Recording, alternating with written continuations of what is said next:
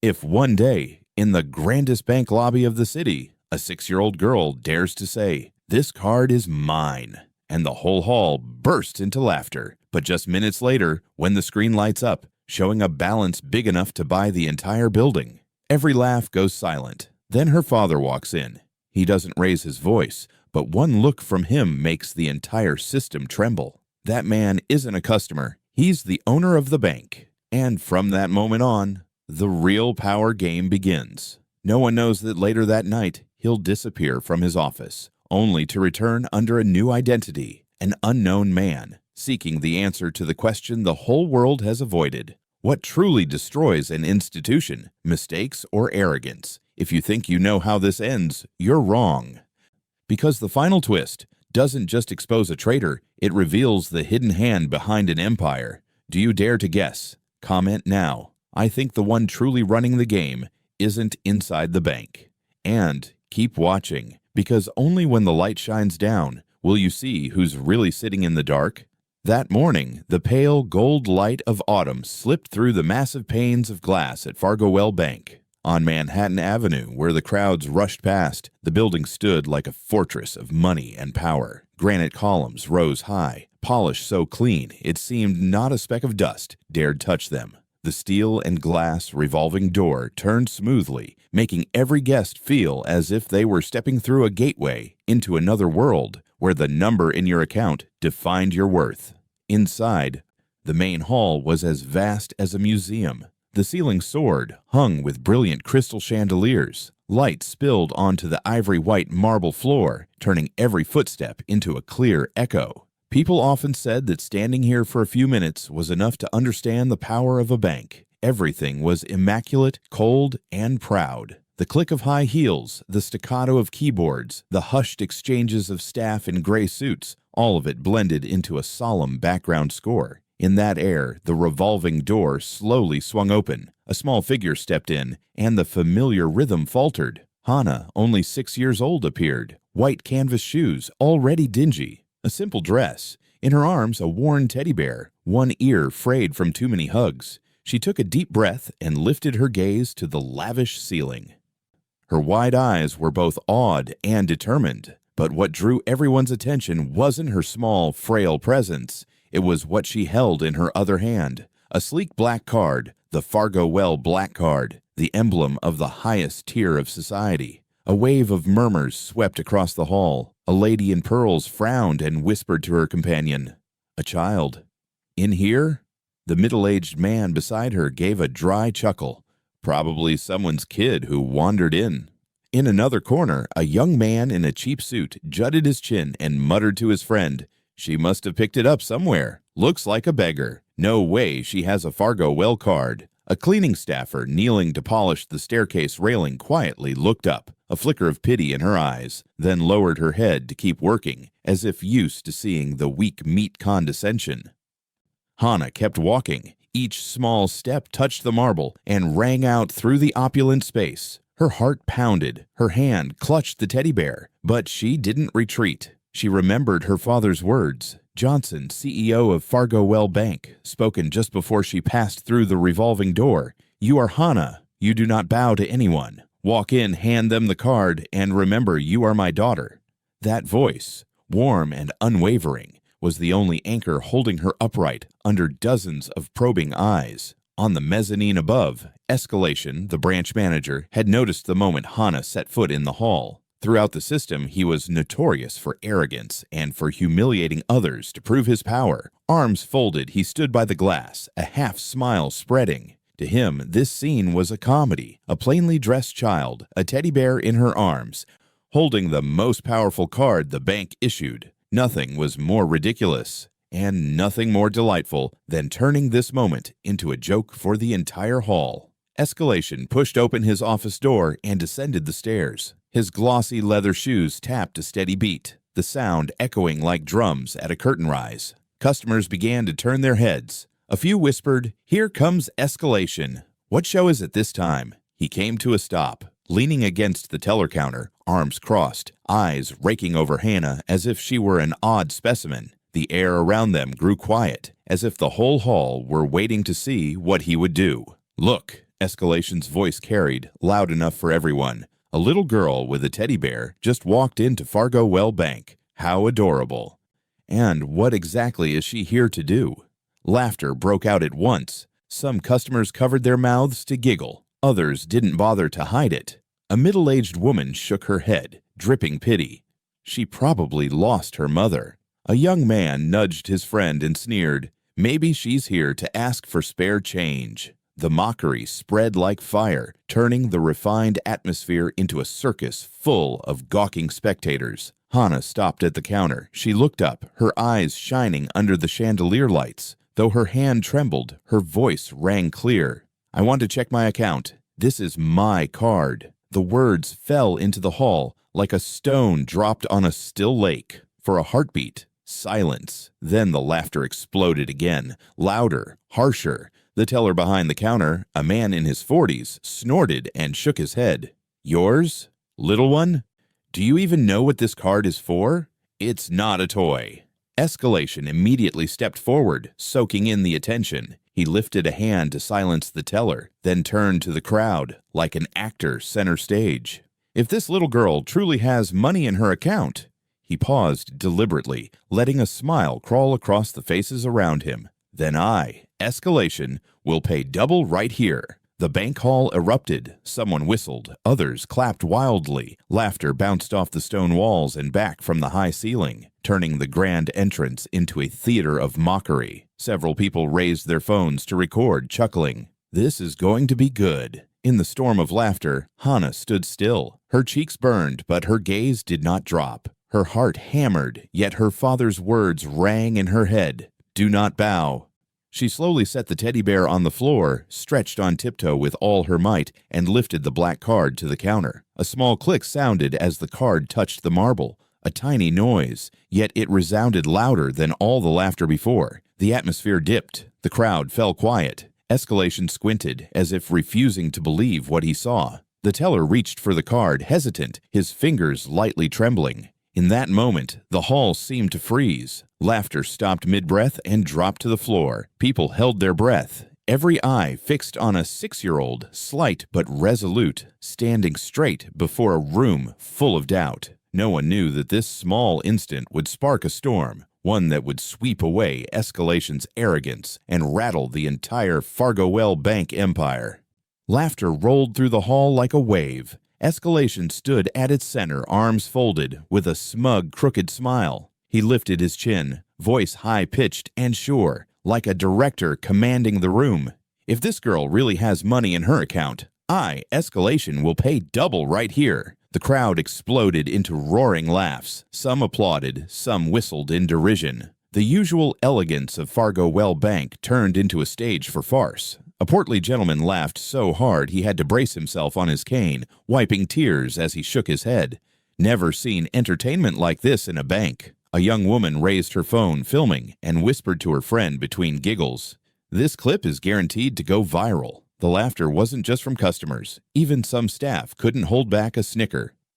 The teller at the next window covered her mouth, pretending to cough while smirking. Teasing glances and contemptuous looks all converged on Hannah. In that swirl of chaos, Hannah stood still, her small figure encircled by the room's jeering shadows. Her cheeks flushed, her lips quivered, but her eyes stayed bright. She felt her father's words beating in her chest.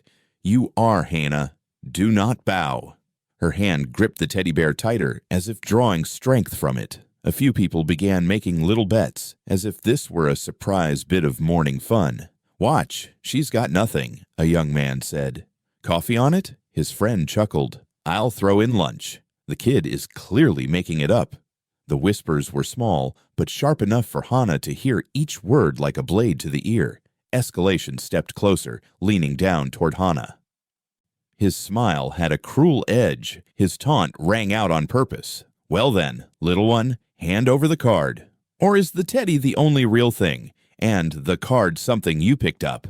Hannah lifted her head. Her eyes shimmered, but she did not leave. She nodded slightly, then gently placed the teddy on the marble and stretched as high as she could to reach the counter. In her small hand, the black card gleamed under the chandeliers. She set it on the counter, a small click that thundered louder than the laughter smothering the room. The air suddenly hushed, laughter cut off as if sliced. A few people blinked, others looked at each other in confusion. Escalation's brows pinched, the corners of his mouth tightened for a beat. The teller hesitated, his gaze flicking between the card and the girl, unsure what to do next. In that instant, silence spread. Every eye fixed on the tiny card on the marble and on the 6-year-old standing straight before the entire room. Escalation tried to break the quiet. He let out a loud laugh, but it lacked the confidence from moments ago. All right then, let's see how impressive this girl really is. He jerked his chin, signaling the teller to scan the card. The teller hesitated, hand trembling as he lifted it. He glanced at Hana, then at Escalation as if seeking a way out. But Escalation's eyes were knife cold, forcing him on. He slid the card into the reader, every movement slow, as if to stretch time. In the vast hall, everyone held their breath. The beep of the scanner rang so clearly that a few people flinched. In that heartbeat, all laughter vanished, leaving only a taut suspense, as if the room awaited a final verdict. Hana's eyes widened, her chest rose and fell with each breath. She didn't know what the result would be, but in her small heart, she knew she had done exactly what her father told her. Do not bow, do not step back. And in that moment, it mattered more than any laughter. The entire room fell silent, waiting for the screen to display the result. The teller gripped the card as if it weighed 10 times more than it should. He swallowed and fed it into the slot. The ambient music still drifted softly, but no one heard it. Every gaze locked on the tiny display, expecting a result that, so they believed, would set off another round of laughter. A beep sounded, the familiar tone of a transaction, yet in that moment, it rang like a church bell. The teller frowned, fingers trembling as he typed a few verification commands. The screen brightened. Numbers jumped into view, and at once the color drained from his face. His eyes flew wide. He clenched the printed slip in his hand. The strip of paper was short, but the numbers on it were so large they seemed unreal. Sweat beaded at his temple. The crowd began to murmur. "What's taken so long? What is it? Read it!" Escalation stepped in and yanked the paper from the teller's hand. He wore his usual mocking smile, ready to read it aloud for the hall, then choked on the first word. His throat seized. His eyes darted over the figures, and slowly his expression went vacant. The crowd grew impatient. Some stood to get a look. A lady cleared her throat. "Well, read it!" Escalation opened his mouth, but no sound came out. The arrogant smile vanished, replaced by confusion, then panic. He tried to swallow, but sweat was already trailing down his temple. At last, the teller was forced to speak, his voice shaking. The balance on this account is large enough to buy this Fargowell branch 10 times over.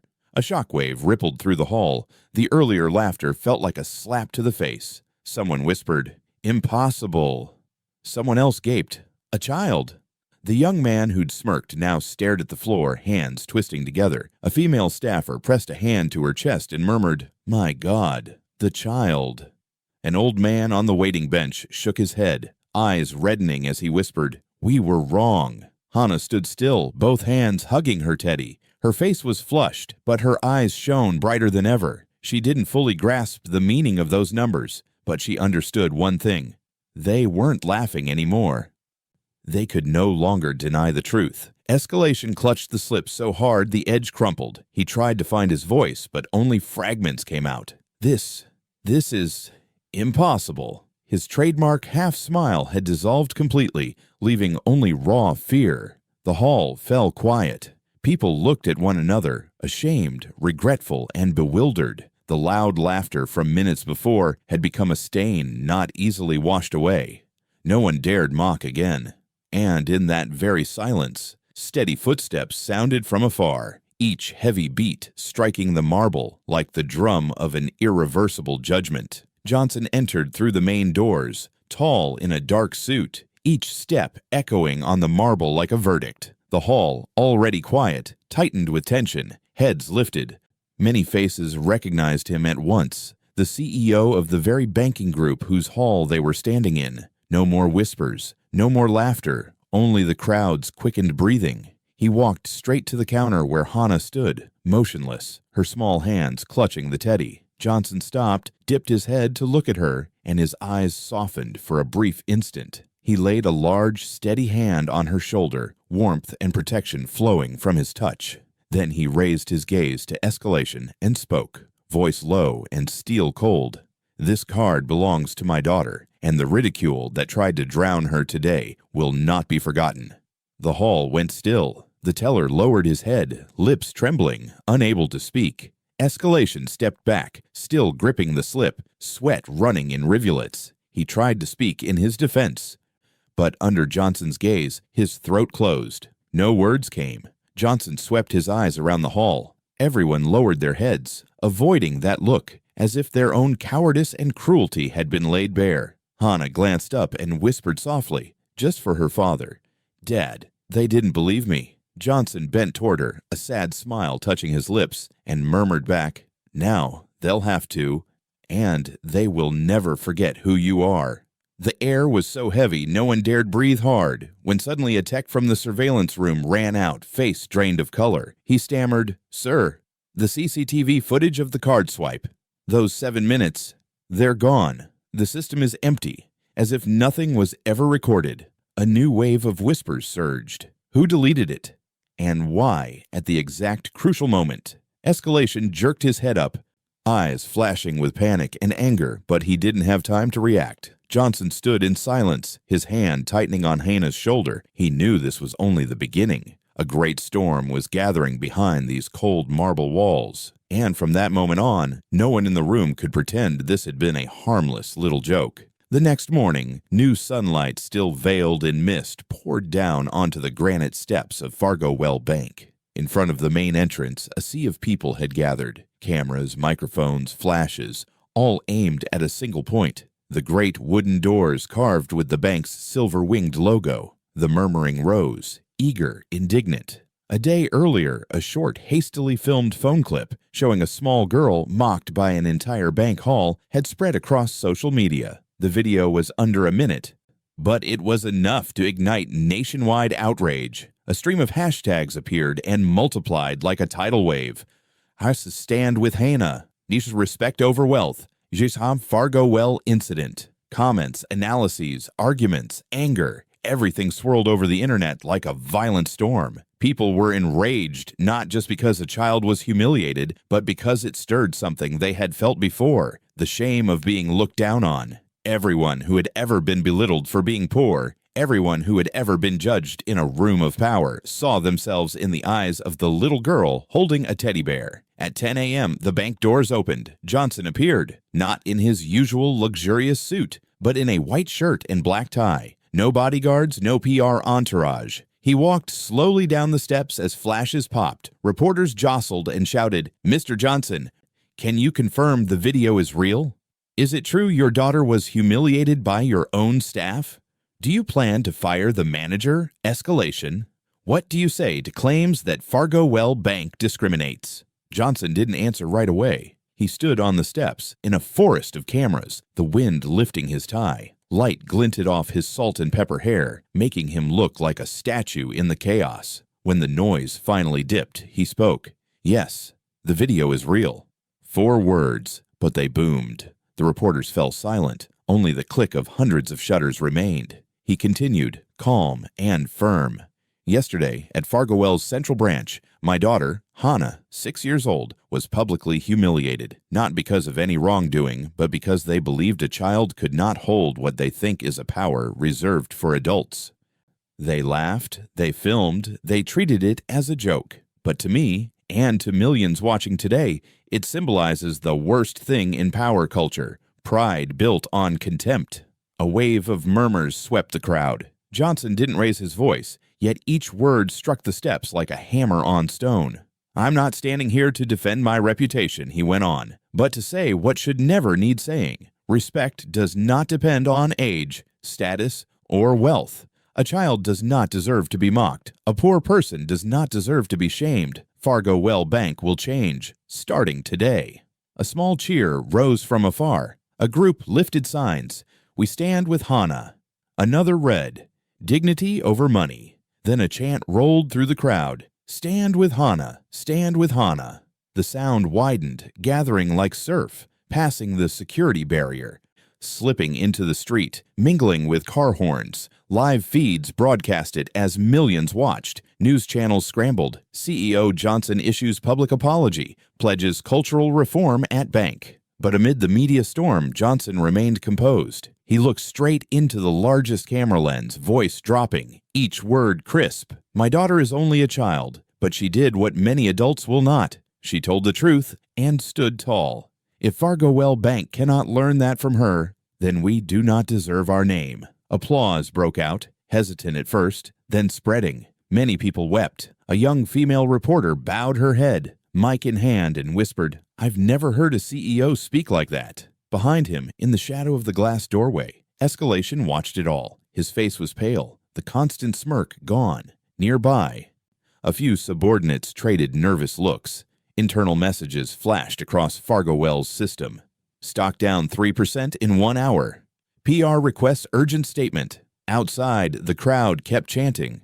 Stand with Hannah climbed to the #1 trend nationwide. In just 2 hours, hundreds of articles, thousands of videos, millions of comments. People began sharing similar stories. Employees scorned for humble origins, customers discriminated against, and children taught that value lies in money. A prominent journalist posted, "Today, on Fargowell's steps, it wasn't just an apology, it was the beginning of a fair era in finance." Johnson ended the press conference with a simple sentence that echoed long after. Do not be afraid to speak the truth, because silence itself is an accomplice. He bowed slightly and turned back up the steps. Morning light cut across his face, half in light, half in shadow. Far off, Hannah stood with his assistant, Teddy Bear, in her arms, watching the crowd chant her name. She didn't fully understand what was happening, but she felt something had changed. Not just in that bank, but across the city. And on the top floor of Fargowell Tower, in a closed boardroom, men in suits frowned at a stock chart bleeding red across the screen. One of them, Hayes, the chairman of the board, sighed and drew on a cigarette. Johnson has turned a PR incident into a moral earthquake, and this earthquake could shatter the empire. The thick glass doors of the 46th floor boardroom closed, sealing out the noise. Below, the crowd still roared Nash stand with Hannah, but in this room there was no place for feeling, only cold faces, dark ties, and the LED glare of Fargowell's plunging ticker. We've lost nearly 8% of market cap in a single morning. A deep voice cut in, cold as steel. International media just picked up the clip. BBC, Reuters, CNN, all running with CEO's daughter humiliated by her own bank. Johnson sat at the head of the table, silent, fingers intertwined. His eyes did not go to the screen, but to the oak tabletop, where his own tired face faintly reflected. Around him, board members traded heavy looks. No one dared to take the next step. At last, Hayes, the chairman, spoke. He was in his 60s, tall and lean, with silver hair meticulously combed. His voice was steady, but beneath it was the anxiety of a man too familiar with power. "Mr. Johnson," he said with a hint of condescension, "we all understand your pain as a father, but remember, Fargowell is an institution, not a stage for sentiment. Every decision you make affects tens of thousands of employees and shareholders." Johnson raised his head, his gaze calm yet burning. "I'm well aware, Hayes. That's exactly why I'm here. I'm not here to discuss feelings. I'm here to talk about ethics." The room seemed to tilt for a beat. A few directors traded uneasy glances. Johnson stood and walked a slow circle around the table. His voice was even, not loud, but each word echoed in the silence. "The manager of our central branch, Escalation, publicly humiliated a child, mocked a customer, and violated professional, ethical, and human standards. That is not a minor incident. That is a cancer in this corporate culture. I request his immediate removal." A nervous pen tap skittered from the far corner. The CFO cleared his throat. "He's been placed on temporary suspension. We should allow legal to investigate before we go further." Johnson turned, eyes like ice. "Investigate what? The video is clear. He mocked my daughter, mocked our customers, and mocked the Fargowell name. If we still need to investigate, it means we fear embarrassment, not that we protect justice." No one replied. The air thickened. Light from the windows struck the table, hardening faces into masks of stone. Hayes drummed his fingers gently, voice mild but edged. "Johnson, I know you want to send a message about dignity, but consider the consequences. Escalation is connected to certain strategic investors. Firing him now, in the middle of a media storm, will be read as acting on emotion, not reason. Fargowell cannot be led by impulse. Johnson stared directly at Hayes, eyes like blades. Reason. When a man uses power to humiliate a 6-year-old, and we still weigh investor relationships, that isn't a reason. That's cowardice. A low murmur circled the table. Some members looked down, dodging Johnson's gaze. Another tried to lighten the mood. Perhaps a public apology and retraining will suffice. The issue here is optics. Johnson stopped and faced him. Optics? He let out a brief, humorless laugh. I stood in that hall. I saw how they looked at my daughter. When a bank no longer recognizes a person as a person and sees only a wallet, what image is left worth preserving? Hayes' brow tightened, his tone hardened. Johnson, watch your words. You're talking about the system you lead. And because I lead it, Johnson replied, I'm responsible for cleaning it. If you call change risky, then prepare for a worse collapse, the loss of trust. The room went dead still. Outside, light slid across the table like a sheen of water. The HR director spoke quietly. Sir, escalation is still active in the internal system. He's filed a report denying all accusations, claiming the video was edited. Johnson frowned and turned to his assistant. Call IT. I want a backup of every camera feed at that branch within 24 hours. The assistant bowed. Yes, sir. But there's an issue. The entire CCTV segment at the exact time of the card swipe has been wiped from the server. Whispers rose again. Hayes laced his fingers, voice calm to the point of chilling. In that case, I suggest caution before pointing fingers. Perhaps this isn't just the fault of one man. Johnson stopped, eyes fixed on Hayes. What are you suggesting? Hayes pressed his lips thin, shaking his head slightly. I'm saying, sometimes incidents like this are the tip of a bigger game. And in such games, the first to move is often the first to be removed. A draft from the AC rippled the papers. No one spoke. Johnson turned away, staring through the glass at the gray city sky. He knew this fight was no longer about one manager. It was about a system shielding itself with silence. He murmured, almost to himself, If you fear losses, I'll take responsibility, but I will not allow this bank to build its name on humiliation. Hayes didn't answer. He only studied Johnson for a long moment, then gave the thinnest of smiles, sharp as a blade. I hope you know what you're stepping into, Johnson. That night, Fargowell's headquarters burned late.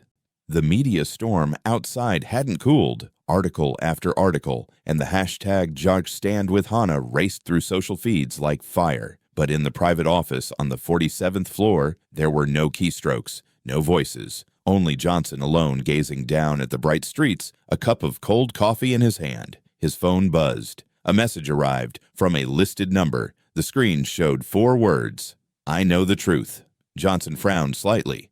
A second text followed. Hannah's card was cloned before the incident. Check the device ID in the POS system. He shot to his feet. Cloned. The word cracked open a possibility no one had dared voice during the afternoon meeting.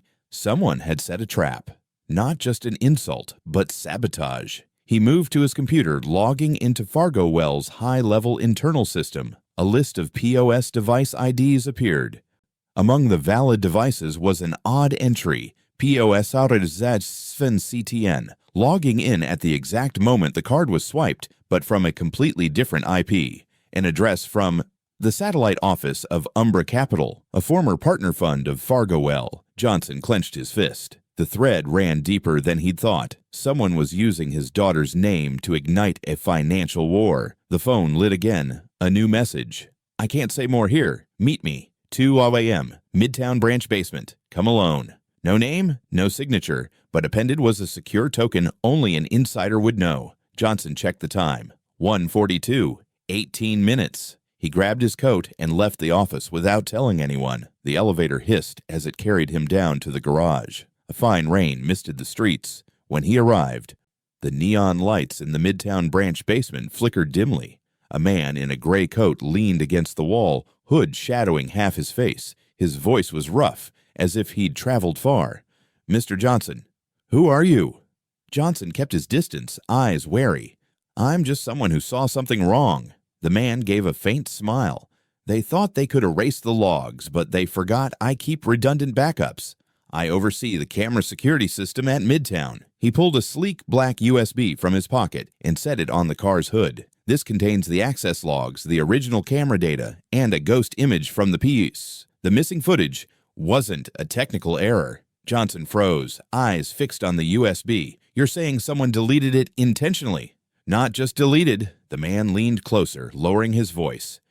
They rerouted all data to a secondary server, then rewrote fake logs to cover the trail. The sign-off for the reroute is escalations, but the controlling IP originated from a board member's office, 46th floor. Johnson went still. Cold sweat traced his spine. The 46th floor. That was Hayes's office, but he said nothing. He only nodded slightly, voice dropping. "Thank you. But why help me?" The man pressed his lips together, eyes scanning the shadows. "Because I once saw another little girl treated the same way in this hall. No one stood up. I won't let that repeat." He stepped back, voice fading. "I go by Echo. Don't look for me. After tonight, I disappear." He turned away, his figure dissolving into the drizzle seeping through the garage vents. Johnson stood there, staring at the USB in his hand. A tiny object, but one that could tilt an empire. On the drive back, his car whispered through the night. The city slept. His mind did not. In the cabin, the light reflected a pensive face. He recalled Hayes's warning. The first to act is often the first to be removed. Maybe he had stepped squarely into a power game, but there was no turning back now. As the car swung onto Fifth Avenue, the phone rang. It was Margaret, his longtime aide. Her voice shook. "Sir, security reports the 47th floor data system was just accessed without authorization. Someone's trying to open the folder, Media Files HANA footage." Johnson tightened his grip on the wheel. "Lock down all gateways. And Margaret, from now on, no one can know where I am." The car slipped into a tunnel. Streetlights flared like lightning. Reflecting his resolute eyes in the mirror, he thought, "If I want to know who's behind this, I have to meet them where they think I can't go." As the car vanished into the night, a hush settled, and that was the moment a CEO stopped sitting on his throne of power. He stepped down and touched the system's dark underside with his own hands to find the truth barehanded. That night, Fargowell had no idea their leader had begun to go undercover. Monday morning, last night's rain still clung to the road, reflecting silvery patches of light from the sign. Fargowell Bank, Northview Branch. Johnson stood on the corner, a dark baseball cap pulled low, an old briefcase in his hand. His shirt was unpressed, his shoes worn thin. No one, not even the guard at the door, could have recognized this man as the bank's most powerful former CEO. He stood still for a moment and drew a deep breath. The morning air carried coffee, exhaust, and the damp of fresh concrete. Everything felt different from the 47th floor, where he used to see the world through tempered glass. Today, he was not Johnson, CEO of Fargowell. On the temporary employee badge he'd issued himself via a back channel, his name was Edward Jansen, branch process assessor, a man no one would notice. He stepped in. The bank's door chime sounded softly. Inside, the air was cold, orderly, so tidy it felt numb. Staff lined up behind the counters, each wearing a professional service smile, but their eyes skimmed over customers in a single second like cameras scanning data. Johnson sat in the waiting area. In front of him, an elderly woman fumbled with a stack of deposit slips, her hands shaking. The young teller behind the glass, carefully made up, spoke in a mechanical tone. "Ma'am, the minimum balance to maintain a preferred account is $50,000. If it falls below, we're required to convert it to a basic account." "But I only have $40,000, the woman said softly. "I don't need the perks, just a savings account for my medication." The teller's brow pinched. Her voice stayed small but cold. "Then you'll lose the special interest and the accompanying health insurance package." Johnson watched, blinking once. Words that sounded like mere procedure carried something he knew too well: systemic indifference. He stood and approached the adjacent counter, presenting an introduction letter. "I've been assigned to review some internal procedures. May I speak to the morning shift manager?" The teller scanned him head to toe, wary. "Which department are you from?" "Internal Compliance Oversight," Johnson replied, even and steady. Her tone softened at once. "Of course. Please have a seat. I'll inform the supervisor." A few minutes later, a woman stepped out from the glass office behind the counter, hair in a tight bun, sharp features. Her badge read, "Linda Moore, Branch Supervisor." "Hello. Edward, right? What are you here to review?" Johnson smiled and handed over the forged authorization. "Customer screening procedures and personal account intake." Linda gave a thin smile. "Oh, just paperwork. We're very strict here." "The stricter, the better," Johnson said. She led him into a small office behind the counter. The closed space smelled of expensive perfume layered over old paper. She woke the computer, typed a few commands, and turned the screen toward him. "Here's the internal guide. All branches follow it." On screen was a memo titled Operational Memo SR4421 Client Profiling Efficiency. Johnson read line by line. It all sounded technical at first. Segment customers by spending behavior, credit capacity, transaction history, until his eyes stopped at the 8th line, faintly marked, "Prioritize service for customers with professional appearance and formal attire. If a customer does not meet financial image standards, reroute to auxiliary queue to protect premium customer experience." He read it again. Professional appearance, financial image standards, auxiliary queue, polite language masking discrimination. He looked at Linda. "What does auxiliary queue mean?" She answered casually, "That's the service desk for higher-risk customers, usually students, laborers, low-balance clients. It's a bit slower there, but it lets the main counter focus on high-value clients." Johnson braced a hand on the desk and met her eyes. "Meaning you're filtering poor customers." Linda smiled faintly, as if to say he was being naive. "Not filtering, optimizing. Premium clients pay higher fees. We have to prioritize them." Her answer left Johnson quiet for a few seconds. He remembered the elderly woman's trembling voice asking about money for medicine. "And if that person is a child?" he asked slowly. "A little girl in a worn t-shirt, holding a teddy bear, walks in and says she wants to check her account." Linda arched a brow and chuckled. "Are we doing hypotheticals now? What child would have a black card?" Johnson pressed his lips together. "Assume she does. Then we'd check immediately, because that's suspicious activity. And, honestly," she lowered her voice, "have you ever seen a child with a black card and no adult? Anyone would think she stole it." Johnson held her gaze for a long beat. Words spoken lightly, yet they were the root of that day's disaster. He straightened, voice dropping. "Thank you, Linda. I'll need a backup of this memo." She hesitated, then smiled. "Just internal policy, Edward. Rest assured, everything's by the book." But as she turned away, Johnson slipped a small USB into the auxiliary port behind the monitor. In seconds, the entire memo was copied. He left the office, sweeping the hall with his eyes. The same neat rows of seats. Customers waiting in silence. The elderly woman from before had gone, a small pharmacy bag in hand, limping through the rain. Johnson watched her go, his heart sinking. On the hall's large screen, Fargowell's familiar slogan glowed, "Where everyone matters." He stared at the words for a long time and murmured, "If this is mattering, what does contempt look like?" Leaving the branch, he stood across the street and studied the building. Light reflecting off the glass made it look like a cold fortress. In his pocket, the small USB was still warm. This was just one branch, a speck in a vast system, but it said everything. Contempt standardized, discrimination written into procedure. His phone buzzed. A message from an unknown number, just a short line. "If you want to see the face behind the game, go to the Rivergate branch."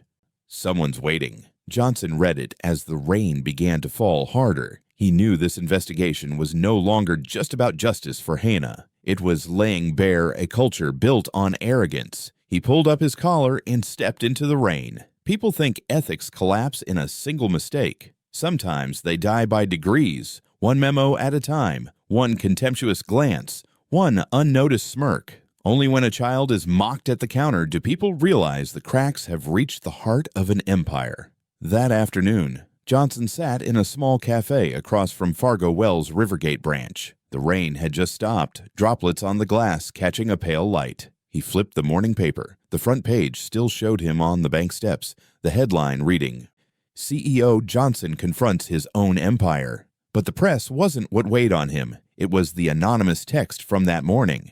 "Someone's waiting at Rivergate." He didn't know if it was a trap or a lead. He only knew he had to go. Rivergate was smaller than Northview, but busier. The air was loud, staff spoke fast, and lines were long, mostly laborers, factory hands, drivers. The familiar poster hung on the wall. Fargowell, where everyone matters. Here, it sounded like a taunt. Johnson put on thick frames, shrugged into an old coat, and took his place in line. The guard glanced past him without a greeting. From the cluster of young tellers, he caught whispers. Top brass are doing a surprise inspection at noon. Really? Heard there was a scandal at Central. Everyone's on edge. Another female voice cut in. Quieter, more tired. If they really inspect, they should look at what we're forced to do every day. Johnson turned. The speaker looked 20-something, hair tied low, glasses on, name tag, Mina Torres. Her eyes met his for exactly 1 second, long enough for him to know she understood something. He approached and showed his temporary badge. I need to see the operations manager, internal audit. The guard pointed down the hall. Last door. Johnson walked the narrow corridor slowly, as if listening to the building's pulse. Printers chattered, cards beeped, keyboards clacked, the sounds of a system running smoothly, coldly. Near the office door, he stopped. Through the frosted pane, a stocky man in a white shirt was on the phone, his voice gravelly. Yes, follow the directive. Customers with credit files below B+, push them to the OQ. And for the monthly report, delete the line service refused. Use temporary service disruption. Sounds classier. He hung up, leaned back, and snorted. On his desk lay a packet labeled Q2 Customer Optimization Campaign. Johnson stood in silence. In that instant, he knew he wasn't facing indifference anymore. It had been policy-ized. The door opened. The man looked up, scowling. Who are you? Edward Jansen, Compliance Oversight. Ah, another internal check. You people have been busy, he sneered. Well, whatever. Sit if you must. I'm busy. Johnson didn't sit. He set his bag on the desk and calmly produced a sample audit order. I need the process for customer reclassification and the quarterly reports. The man snorted, stood, and rifled through a cabinet, muttering, process, paper theater. As he turned away, Johnson spotted an open spreadsheet on the monitor. File name, Client Filter V2.3, Escalation Template. Johnson's hand paused. Escalation, the manager who had humiliated Hannah, which meant filtering poor clients wasn't just at Northview, it was being replicated system-wide. He left the office without another word. He needed evidence, not arguments. On the way out, he passed Mina, the young teller. She stood at the copier, eyes anxious. As Johnson approached, she whispered, You shouldn't linger. They're monitoring every internal access. He stopped, turned slightly, voice low. You know I'm not a regular auditor, don't you? She gave a sad smile. Her eyes were sharper than her gentle face. You're asking too late. A moment of quiet. Johnson looked into her eyes. What do you want to tell me? Mina glanced around, then pulled him into a small records room. In the dim light, she took a small silver USB from her pocket. These is last month's POS system logs. I saved it before they purged. Something's wrong in the data. Specifically, there are accesses from an external IP, and every time it happens, the log is overwritten by Escalation's command string. I don't think he's acting alone. Johnson closed his hand around the USB. Why help me? Mina met his gaze. Because I used to be that little girl, poor, laughed at. She paused, voice slowing. I don't want to work in a place that despises people like me. Footsteps sounded outside. Mina dropped her voice. You have to go now. They can check the cameras any time. Johnson nodded and slipped the USB into his pocket. Thank you. If I don't come back, then remember, she cut in. Not everyone in this system is blind. Most are just afraid to open their eyes. By the time Johnson stepped out, she was back at the counter, face composed, as if they'd never spoken. He paused to look at her, then headed for the door. Outside, a chill wind kicked up. Johnson stopped at the curb and exhaled hard. In his pocket, the USB felt like a coal of fire. He pulled out his phone and texted Margaret, block all access via escalation template. Check IP logs matching Umbra Capital. The screen flashed back almost instantly. Received, but be careful. Someone is watching your accesses. Johnson clenched the phone, eyes distant. Behind him, through Rivergate's glass, a figure stood watching. tall, in a black suit, sunglasses on, though the sun was gone. A black car idled at the corner and rolled out to trail him. No plates, no logo. One question pounded in his head. Am I closing in on the truth? Or walking into a trap? On the lowest floors of brightly lit buildings, some people still believe in justice. A teller who keeps a log. An IT worker who sends an anonymous tip. A child who dares to tell the truth. Small veins of light, but they're the ones that blow apart systems built of shadow. Johnson turned back to the brightly lit branch in the distance. He didn't know that. That very night, on the central server, a hidden file had just been activated. Umbra Vault 0747 access request. The city's night was like a giant black mirror reflecting the light of thousands of windows. Fargowell's headquarters still blazed, but not for work. On the 20th floor, in a small, unmarked room, Johnson sat alone in front of a laptop. The screen's blue glow carved dim crescents under his eyes, marks of many sleepless nights. The silver USB Mina had given him rested in his palm, small, cold, silent, as if a soul inside it waited to be freed. He slid it into the port. A faint click, and the screen shifted to a hidden directory. POS, log, Rivergate, archive. A small line appeared. Encrypted logs. Access key required. Johnson typed a string quickly. The screen flickered. The file opened. Inside were thousands of time-stamped entries, device IDs, transaction markers. As his eyes skimmed the lines, one thing froze him. 7 empty minutes. Not random. Not an error. 7 minutes perfectly matched the CCTV blackout in Hana's case. He zoomed in on the timeline. 10:4:12. POS. Z7 CTN. Active 10:05:43. Remote override initiated 10:06:01. System reroute to Umbra node 47 10:10:59. Override terminated. Then a note. User admin escalation. Johnson closed his eyes. His pulse hammered. Escalation, the man who humiliated his daughter, wasn't just a cruel manager. He was a link. And behind him was Umbra node 47, a subsidiary server. But subordinate to what? He moved to open the subfolder Umbra node logs when the screen went black. A window popped up, white background, a single line in bright red. Unauthorized access detected. Auto purge in 5, 4, 3. Johnson lunged for the keyboard, firing commands to kill the process, but the system was locked. In a blink, every file on the USB vanished. The directory was empty. A thin wisp of smoke curled from the USB port. The chip inside had self-destructed. He yanked the device out and tossed it on the desk. The smell of burnt plastic spread. The room lights flickered and went out. Darkness swallowed the room. Johnson stood still, hearing only his heartbeat and the wind hissing through the window seam. A low, rough voice came from behind.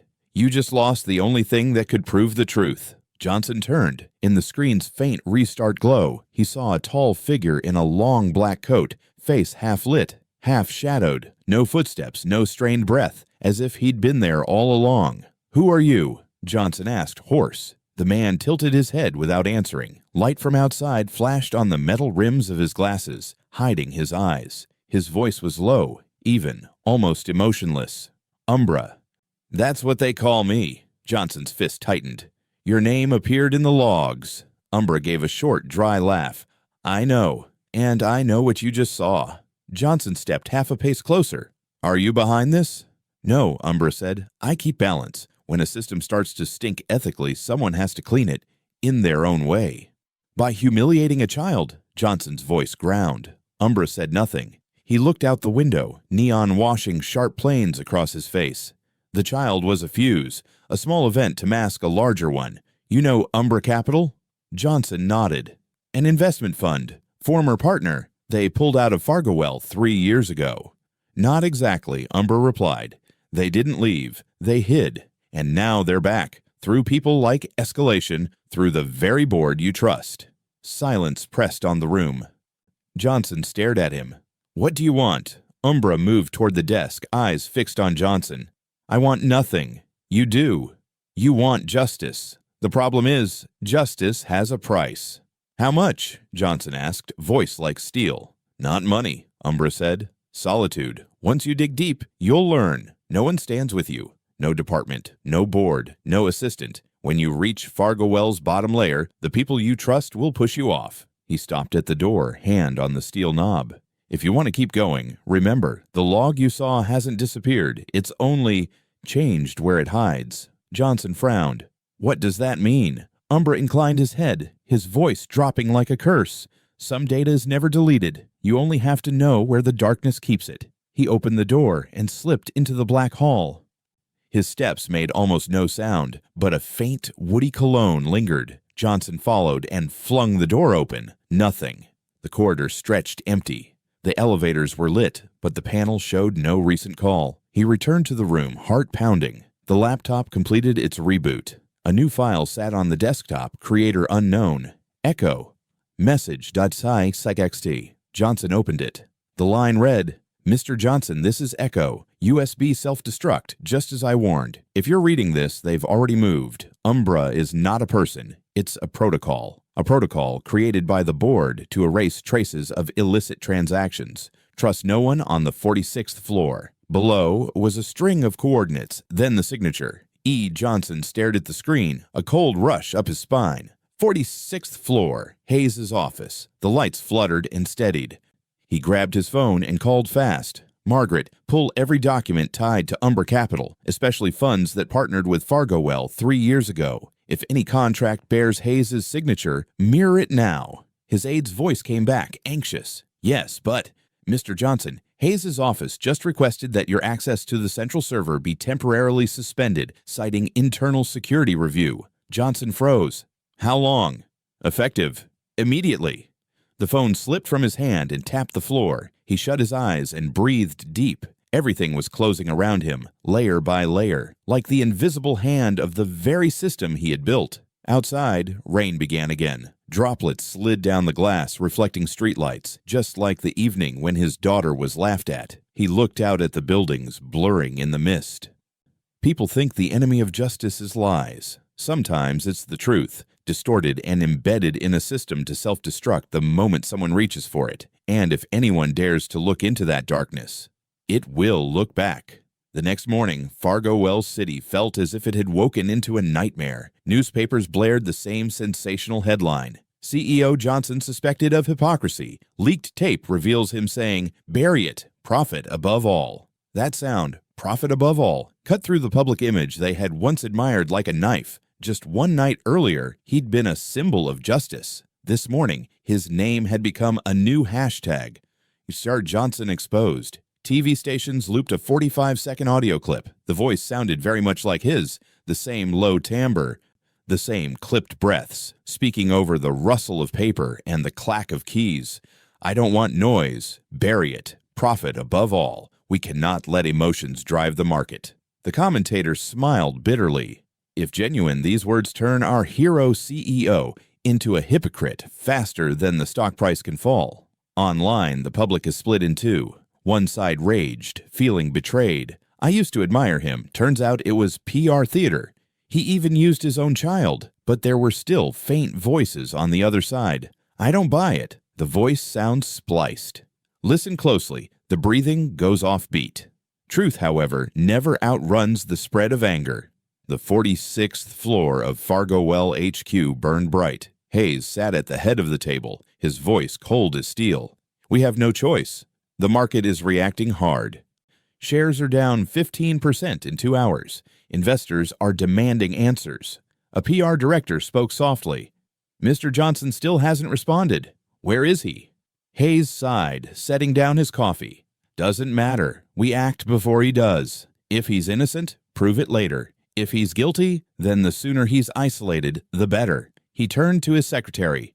Draft a press release. The board of directors has temporarily suspended Mr. Johnson from his position as CEO pending investigation. Publish in 30 minutes.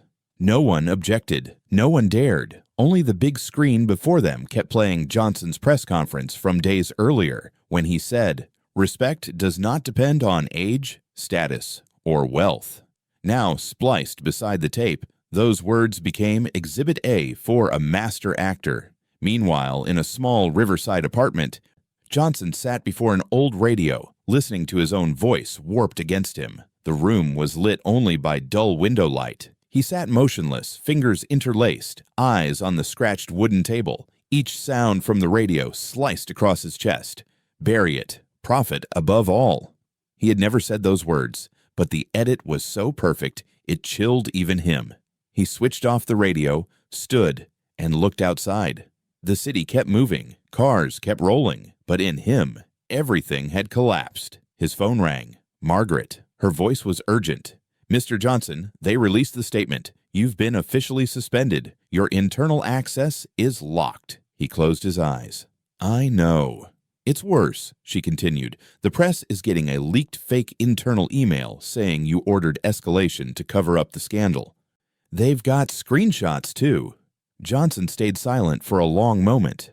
"Margaret, listen," he said quietly. "Back up all technical files, especially the Umbranode logs, and tell no one where you are.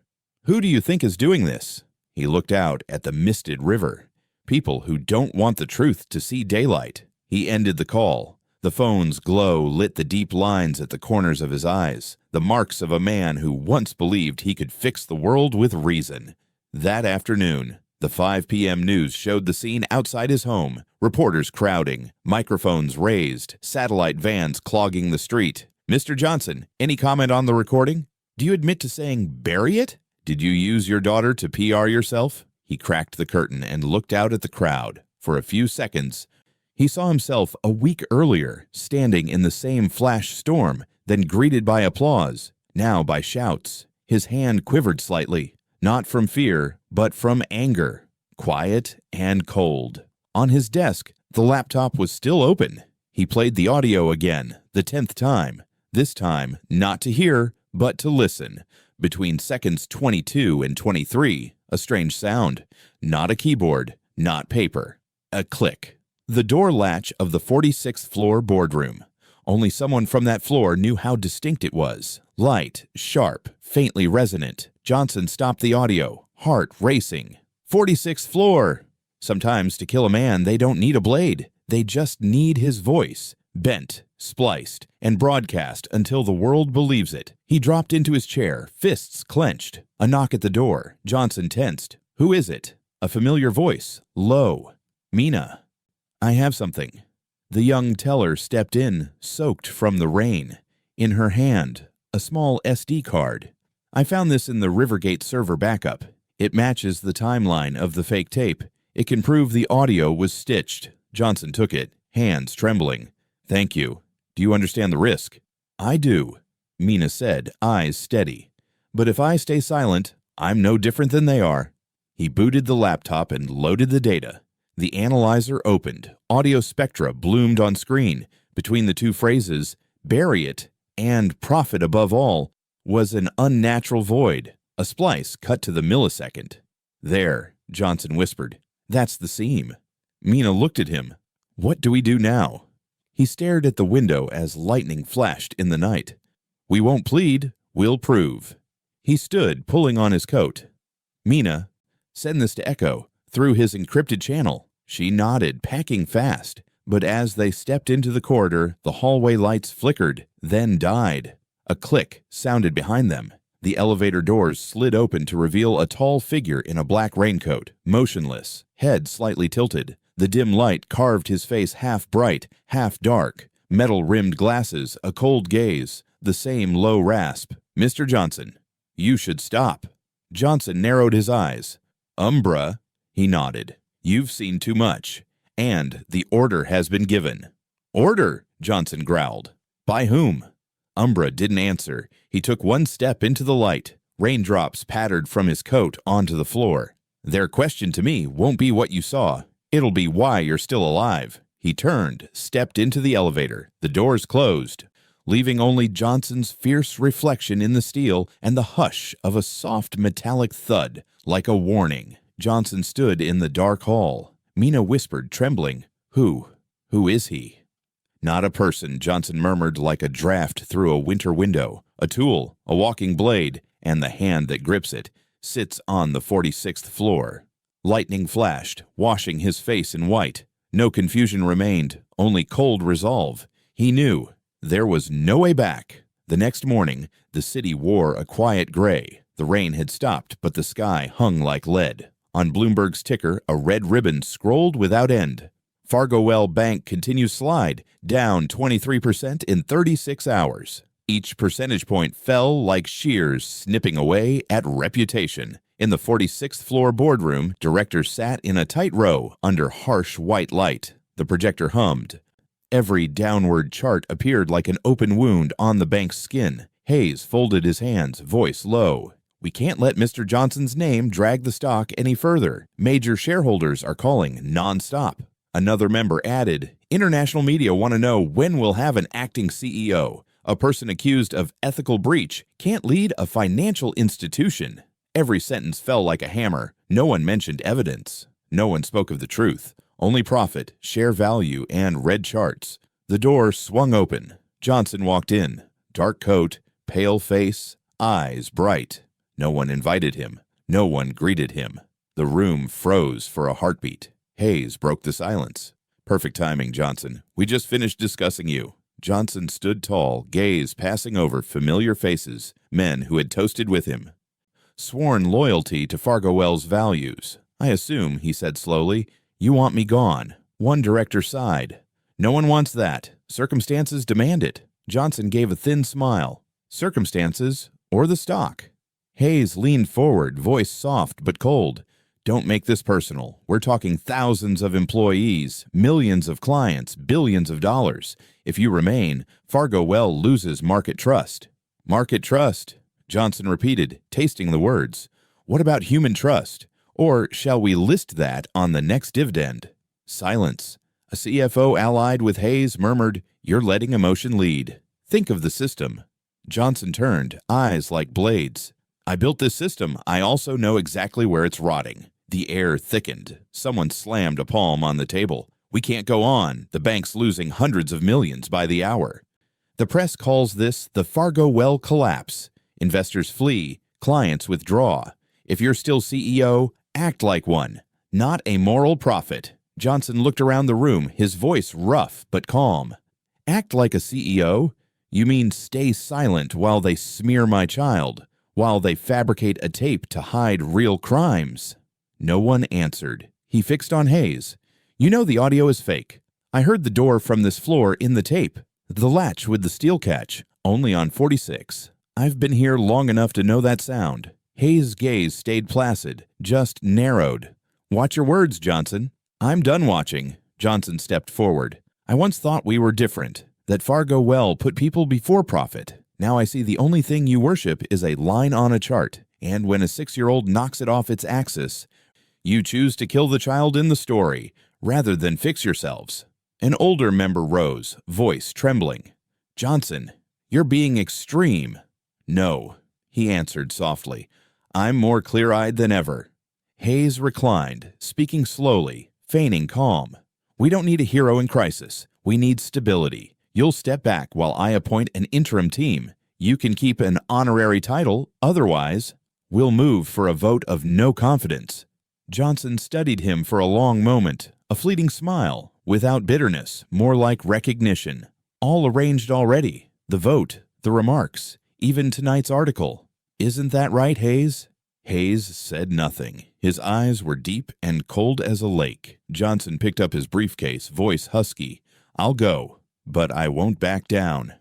I'm only leaving this table, so I can flip the whole table. He turned for the door. Before stepping out, he spoke without looking back.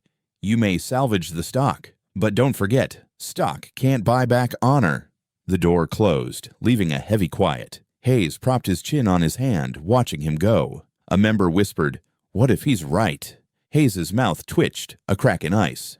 Then we rewrite the truth. He who controls the media controls justice. Outside, Johnson walked the long corridor, his footsteps ringing. Light skated across the glass walls like mirrors. He passed the portraits of former CEOs by the exit, faces confident and powerful, including his, taken just a year ago. Now, looking into his own eyes in the frame, he saw only naivete. He stepped out into the overcast day. Flashes popped. A few reporters shouted, Mr. Johnson, do you still believe in your justice? Johnson stopped on the steps, lifted his gaze to the gray sky, and answered slowly, voice carrying, I've never believed in the crowd's justice. I believe in the truth. and it remains. Whether or not anyone dares to look, he raised his collar and walked on. In the distance, horns blared. A light drizzle began again. In the tallest towers, truth is always the tardy guest, but once it arrives, it never leaves. That noon, the digital forensics room in Fargowell's basement glowed blue with analysis screens. Dozens of audio files ran side by side, waveforms pulsing like erratic heartbeats. Johnson stood behind the glass, silent. Inside, the audio forensics team worked without pause. The lead, a silver-haired man named Quinn, wore headphones, eyes locked on the display. Pause. Rewind. Pause. Not a word. Only a ticking clock and the keyboard's measured taps. A young engineer murmured, "It's discontinuous here, sir. The noise floor drops 3 decibels." Like a gap was cut and replaced. Quinn nodded. "Zoom in." They magnified the segment. The room leaned forward, clear as day. 2 different beds of sound, ambient frequencies that didn't match. Quinn removed his headphones, voice rasping. "This isn't a master, it's a composite. Obvious to anyone patient enough." Johnson exhaled, but did not smile. He knew technical truth rarely defeats the crowd's conviction. He stepped into the room. "Can we prove it publicly?" Quinn turned and held his gaze. "Technically, yes. Media-wise, I'm not sure they'll want to hear it." A woman handed him the metadata. The original render came from an external server. IP points to a company called Umbra Capital. The room chilled. That name slid like a blade of air across the neck. Sharp, invisible. Johnson frowned. "Umbra. It's the first time I'm hearing it, but they've been listening to me for a long time." Quinn removed his glasses, rubbing his brow. "Mr. Johnson, be careful. These aren't amateurs. The trace was wiped within 30 seconds of our access. That means they're monitoring this system too." Johnson looked around, gaze moving slowly from face to face. "I know, but we don't stop. Not this time." He ordered a summary report for the full board. When the signed PDF landed, he stood and looked through the glass into the corridor. In the dim reflection, he saw his own silhouette and another farther back, blending with the flicker of lights. A man in a gray suit, standing still, then slipping around the corner. By dusk, the press erupted with a new headline. Technical evidence indicates edited recording, but rather than calm the storm, it fanned new flames. Online comments surged like waves. Just corporate PR spin. Of course, they'd say it's fake. Who believes them? If he's clean, why stay quiet for days?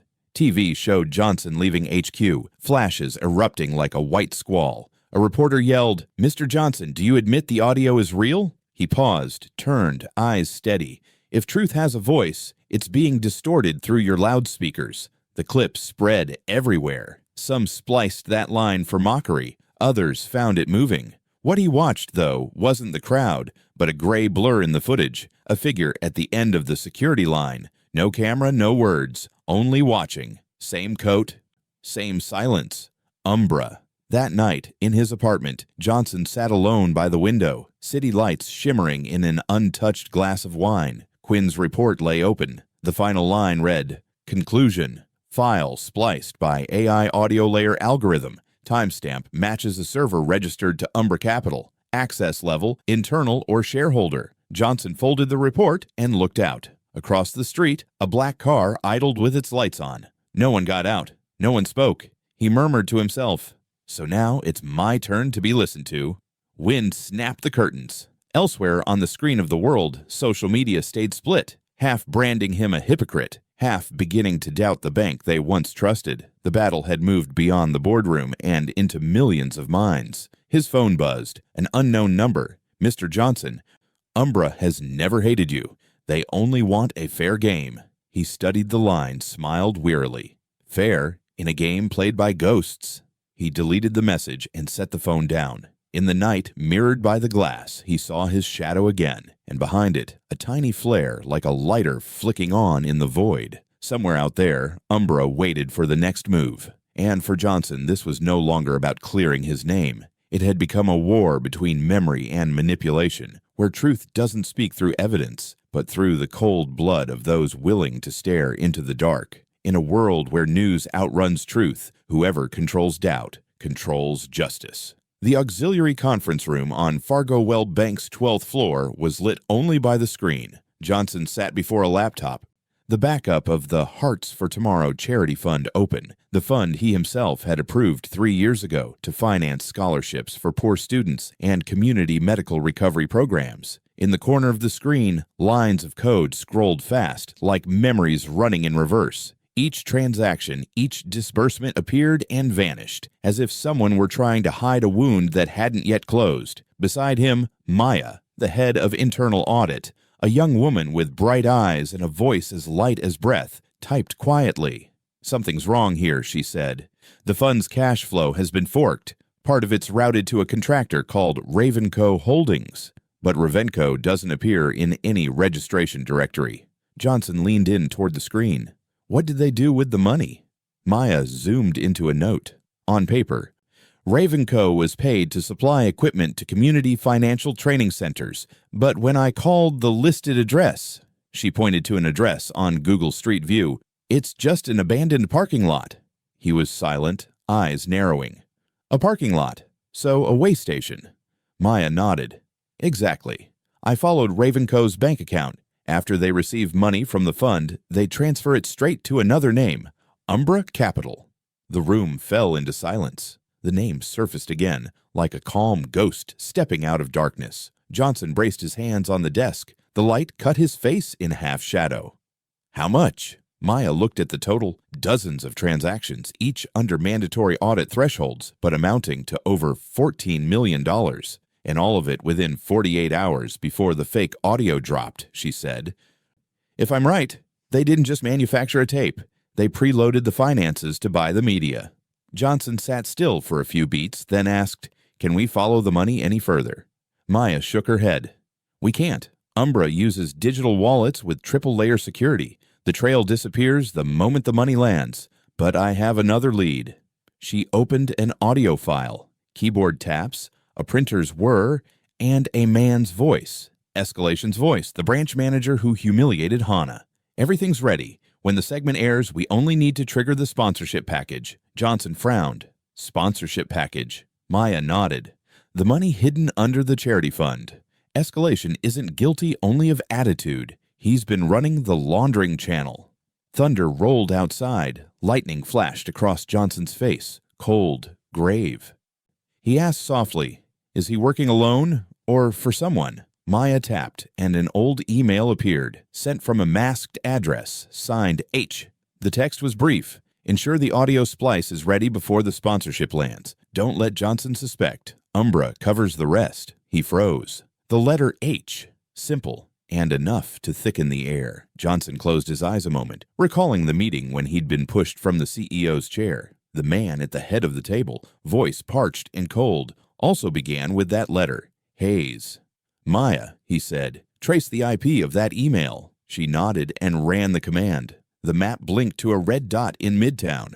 "Umbra Capital's satellite office," she read slowly. "But that office," she zoomed the image, "shares the building with the law firm representing Fargowell Bank." Johnson pushed back from the desk, fingers tightening on the armrest. Everything seemed to flip. He'd believed Umbra was outside the system, but now it was inside, under the roof he'd built. "They hid it in plain sight," he murmured. Maya looked at him, uncertain. "What do we do? If we go public, they'll know we have this data." Johnson thought for a few seconds, then said, "No, not yet. They think I've been removed from the board. That's exactly why I can make this move." He stood, eyes bright in the dark. "I want every person who touched the charity fund in the last 6 months. Legal, HR, even the courier who carried the paperwork." Maya nodded, then paused.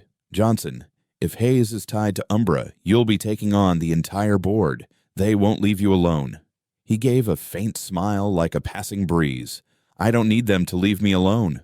I need the truth to stand up." She looked at him, worry and respect mingling. "I'll prepare the list." When Maya left, Johnson stayed. He reopened the Hearts for Tomorrow file and stared at the logo, a small hand holding a larger one. It pulled up the image of Hannah, asleep clutching her teddy bear, asking, "Dad, will they still laugh at me?" He answered silently, "No, sweetheart, they're laughing at themselves." Rain thickened against the glass. He rose, went to the window, and looked down over the city. Billboards shifted their messages. On the face of the building opposite, a logo lit up. Umbra Capital. bright as a dare. He stood for a long time staring into that light, like the eyes of an invisible enemy. Quinn's voice came through his phone. "I found another anomaly." In the audio file's metadata, there's a hidden watermark, a code string tied to a share investment contract belonging to Fargowell Bank. Johnson gripped the phone. "Explain." Quinn lowered his voice. "It means either someone inside the bank sold control of internal data, or Umbra is a genuine shareholder." A gust whipped the curtains. Johnson let out a humorless laugh. "So it isn't our bank being manipulated from outside. This bank, we are their instrument." He turned, shut the screen. In the darkness, only his phone lit his face. A new message appeared. No caller ID. "Stop, or lose more than honor." He looked at it, calmly deleted it. Honor can't be lost by someone who never sold it. Then he stepped out, each footfall on the cold stone floor beating like a countdown to the coming storm.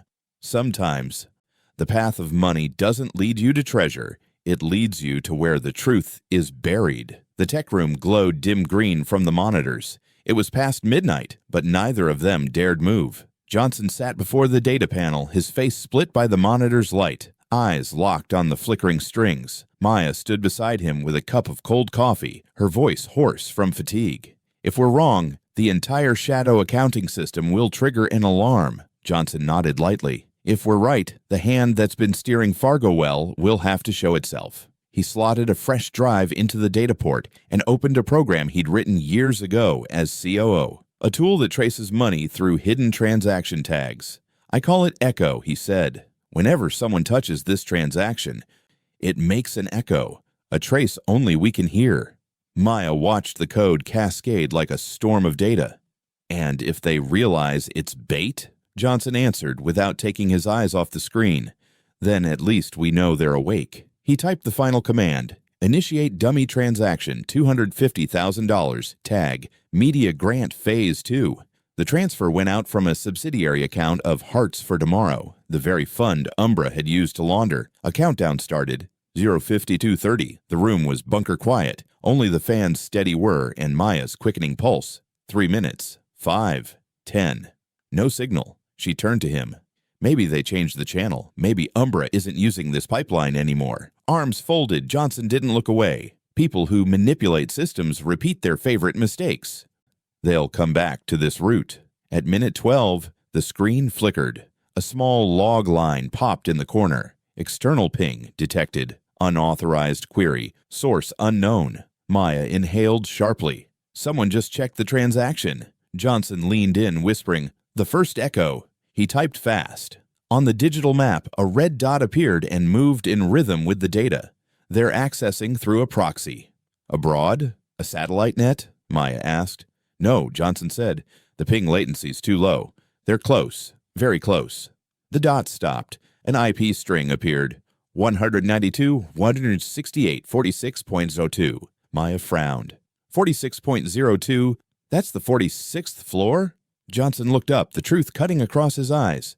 "Exactly. They're in this building." A chill ran through the room. Even with the window sealed, Johnson felt his spine go cold. "Run the trace again," he ordered. Maya did. The system confirmed. Server Fargowell. Access node. Internal executive layer. Not an outsider, an insider. "Johnson, if it's the 46th, Maya whispered, "that's the board, audit leadership, or Hayes." He didn't answer, only tightened his jaw. "No conclusions yet. This tells us someone with top-tier access is working with Umbra." He paused, voice lowering. "Or is Umbra?" They waited. A fresh log appeared, tiny like a character hidden in a data downpour. "Umbra transfer A47, key initiated pending authorization." Maya read softly. "UMB A47, same code from the burner email." Johnson turned to her, eyes bright. "They're authenticating a payment. If we intervene right now, we can pull the approver's address." He keyed a new command. The screen filled with interwoven characters. A message blinked. "Trace active. Warning. Counter-surveillance detected." "Umbra's counter-probing." Maya breathed.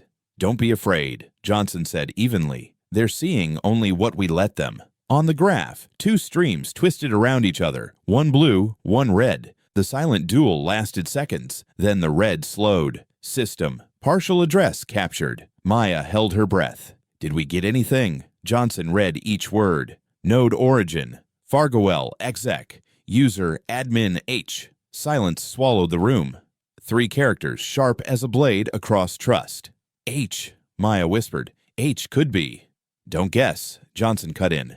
Record everything. We need proof before it's wiped. He pulled a hard drive and plugged it into the backup port. The LED pulsed like an urgent heartbeat. The download crawled. 10%, 30%, 50%. While it ticked up, Maya stared through the glass. City lights shimmered in her eyes. Johnson, if this really is internal, they'll know we've traced them. There's no going back. We never had a way back, he said. Only a way forward. The moment the bar hit 100%, the system flashed. Unauthorized user detected. Session terminated by remote. They exchanged a look. Someone on the other end had severed the line. But the log was saved. Maya lifted the drive, hands shaking. Now we can prove they're on 46, but we still don't know who H is. Johnson's reply was soft, colder than the air. I know, but I have a feeling. I've shaken that hand. He powered down and stood. Outside, rain resumed, beating the glass like a storm signal. In him rose a quiet premonition that none of this had been a trick, but a chess match laid out long ago. What now? Maya asked. Johnson turned, eyes set on the building's highest point, 46, where it all began. In the maze of data, the highest seat is often the one lighting the dark. Fargowell's 46th floor looked different at night. No footsteps, no laughter, no frantic calls. Only wind hissing through door seams and pallid corridor lights glazing the glass. Johnson stepped out of the service lift, his breathing slow and heavy. Maya clutched the hard drive to her chest, nodding when he signaled for silence. Ahead stretched a long corridor. Each closed door carried a gleaming brass plate. Director of Compliance, Chief Audit Officer, and finally, at the center, Chairman R. Hayes. A low light leaked from within, though it was past midnight. The light's on, Maya whispered. Someone in there. Or someone wants us to think so, Johnson murmured. He bent and used an old tech badge from his COO days. A soft beep. The lock's red dot turned green. The door swung open smooth and noiseless. The room was unnaturally clean. A bare desk, a large monitor still aglow, projecting a looping line on the wall. Session active, admin H. Maya froze. The same session we traced from downstairs. Johnson moved in slowly, scanning. No person, but the system still logged in.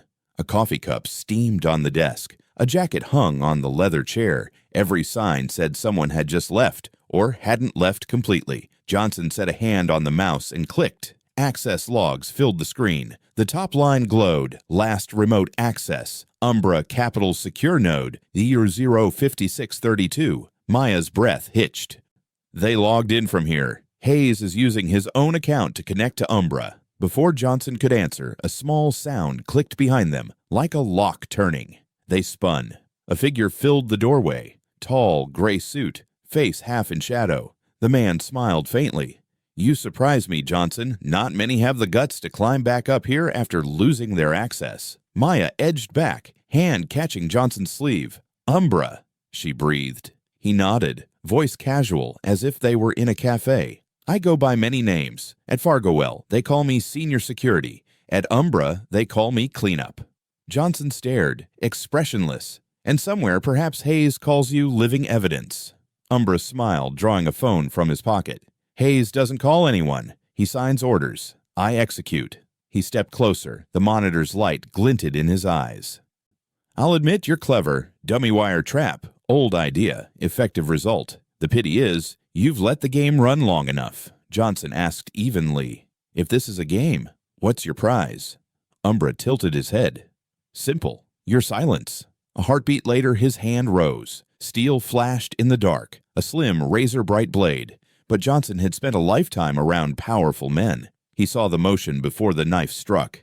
He shifted, forearm catching, then snapped the attacker's wrist. The knife clinked to the floor, ringing cold. Maya jolted, yanked a USB from her pocket, and hid it behind the desk. Umbra stepped back, blood beading on his hand, a dry smile at his lips. Still quick, but there's no rush. You know no one leaves this floor without leaving a trace.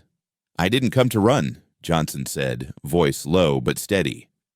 I came to prove who turned this bank into a laundering machine. Umbra wiped the blood, tossed the knife aside, and pulled a black security card from his jacket. Umbra Capital's logo embossed with small raised text. Authorized by R. Hayes. Maya's eyes widened. He authorized it. Umbra nodded, voice cold as steel. Hayes is a realist. He knows every empire needs hands willing to get dirty. In that beat, Johnson stepped in, met his gaze. And when empires fall, hands are the first thing cut off. Umbra's mouth twitched. Perhaps, but not tonight. He backed toward the door, speaking softly. You think you've won because you have the log. Evidence is a double-edged knife. Bring it to light, and your name burns with it. Then he slipped through the doorway, fast and silent, as if he'd never been there.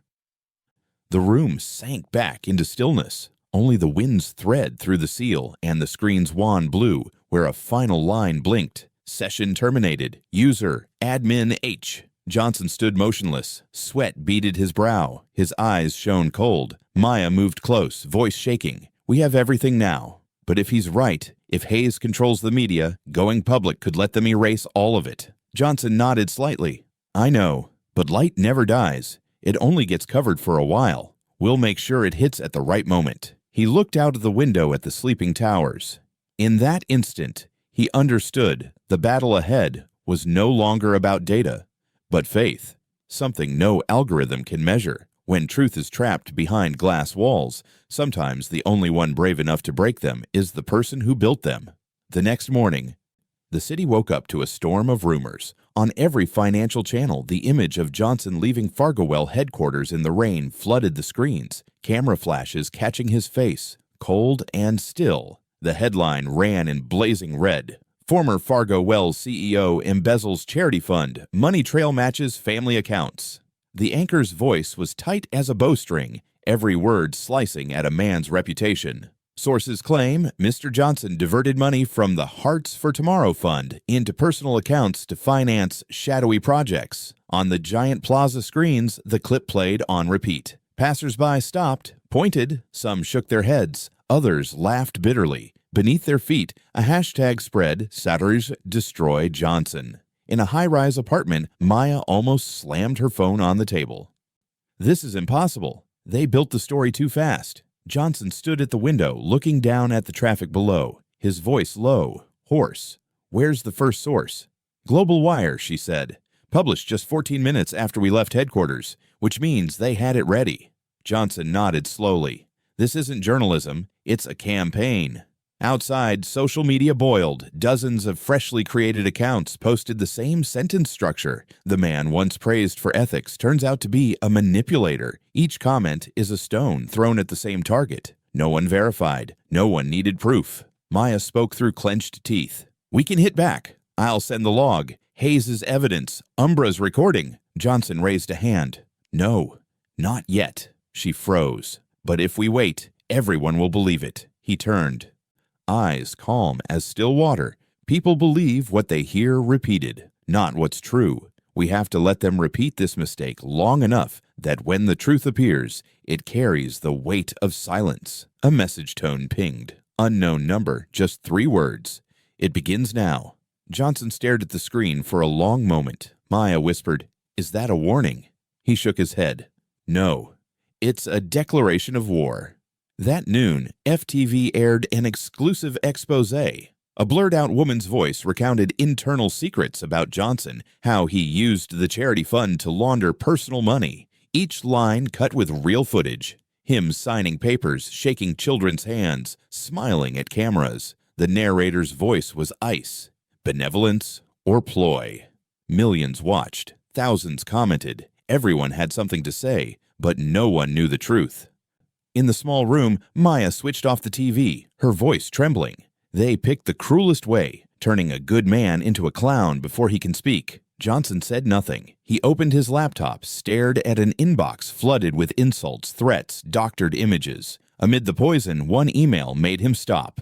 Subject, want to save your legacy? Inside, a single sentence. Meet us, rear entrance Umbra HQ, before 3 a.m. Otherwise, by tomorrow, no one will remember Hannah. Johnson read it again and again, each word sinking into his chest. Then he closed the laptop, eyes darkening. Maya stood opposite, voice low.